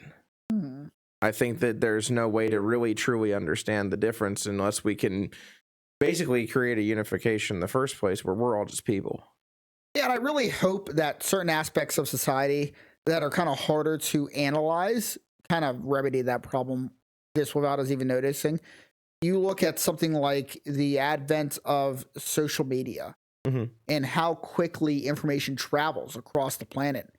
Like we could see, like when Russians were diving into Ukraine, they were making TikToks of themselves, diving down and parachuting into their and doing their invasion. I mean, so was Ukraine if you look at it Yeah, too. but Like, both sides were doing the same kind of shit. But the only way that they nullified that is by literally taking their cell phones from them and preventing them from interacting with the outside world. Right. What if we get to a point where interaction with the outside world is not avoidable? Like you just have the technology is so baked into society that you are basically you're not able to separate yourself from your online identity or the online sphere of things. Right. That's my biggest hope to prevent nuclear apocalypse is that you're not able to disconnect yourself from society. Right, which unfortunately with how society is, internet's kind of just a negative entity in the first place, which is why like as long as you're like, why did you do it this way? Why didn't you? Are you going to take that? Yeah, but that's exactly there's why always someone in the background who's going to say something. You're right that it is a negative entity, Yes. but it's also right that it is also preventing nuclear war or people from doing stuff that people are not willing to be judged for. People make decisions based on how their social media outlook is going to be. Sure.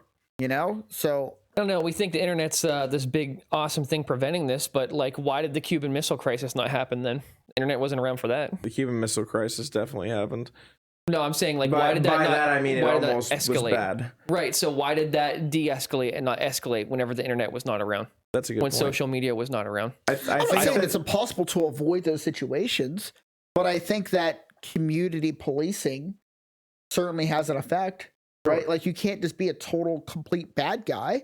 You look at the current political landscape of like Trump and everything like that, and regardless of your opinions of him, he is still beholden to what his public outlook is. He cares very much about what people perceive him to be. He always has. You know, so like he can't make too bad of a decision. He can't go and just declare war on random countries, even if he'll say that, oh, I'm going to annex this country or whatever else, because ultimately he still cares about how the general masses view him in a social sphere. But I don't know if you still disagree or agree with that. I can see what you mean, and I think I do agree. I think part of it, too, is that, like, the old adage goes, no one is the villain in their own story. So there is always someone they're trying to please, someone they're trying to be good for. Even if it's just them or just their family or some small group, no one is the villain in their own story. And I think that was where that kind of comes from. It's why Trump might care so much about his own people or what the public thinks of him and so on. So I think that I think you're right. What do you think, Dave? I don't know. It's tough. I don't think, if I'm being honest, I don't think we're hitting the head on it at all. I don't think anybody's figured it out, to be honest. In terms of like why, what prevents it going forward and what prevented it back then too. I think that the only unification we're going to get, if anything, is if we finally figured out that we're one thing, which won't happen unless we discover Klingons or something. That'd be really nice. I really think that's going to be the if we find life somewhere else, that's going to be the only way it will be one thing. You're absolutely right. I really think that is the single greatest way that we avoid nuclear deterrence is that we discover life outside of our own. There's a very heavy context in human history and psychology of us and them. Mm-hmm. And I think that won't change unless we have another them. AI could be the them. It could be. It could be AI. It could be the Earth because we screwed something up so bad that we're going to face the ice age or whatever the hell happens to us next. Speaking of which, Will Smith, there was that one movie. What was it called? Like After Earth? Yeah. After Great Earth. concept for a movie. He sucked. but the concept absolutely fantastic. No, I agree. I think it was a good concept, but Damn, you're like drifted off like to your right. I don't know if you could scooch left. Yeah, I mean, I don't know. I still don't think anybody has the real answer yet, or if they do, it's not publicized enough. I don't think anybody has enough answer to make everyone else agree. I think in terms of the Golden Dome, I like it. I like the idea of people not everybody dying in a nuclear war, but that's just me. I do too. It starts in one place and then it spreads everywhere else. That's the hope. Yeah, well, We don't even know if this thing's going to work. And So and going back to the whole idea of the Golden Dome, I think that it is a good idea because if we have it, other people have it, because you know that shit's going to leak. 100%. I think that if everyone has it, that kind of just erases that option because someone's going to stop it somehow.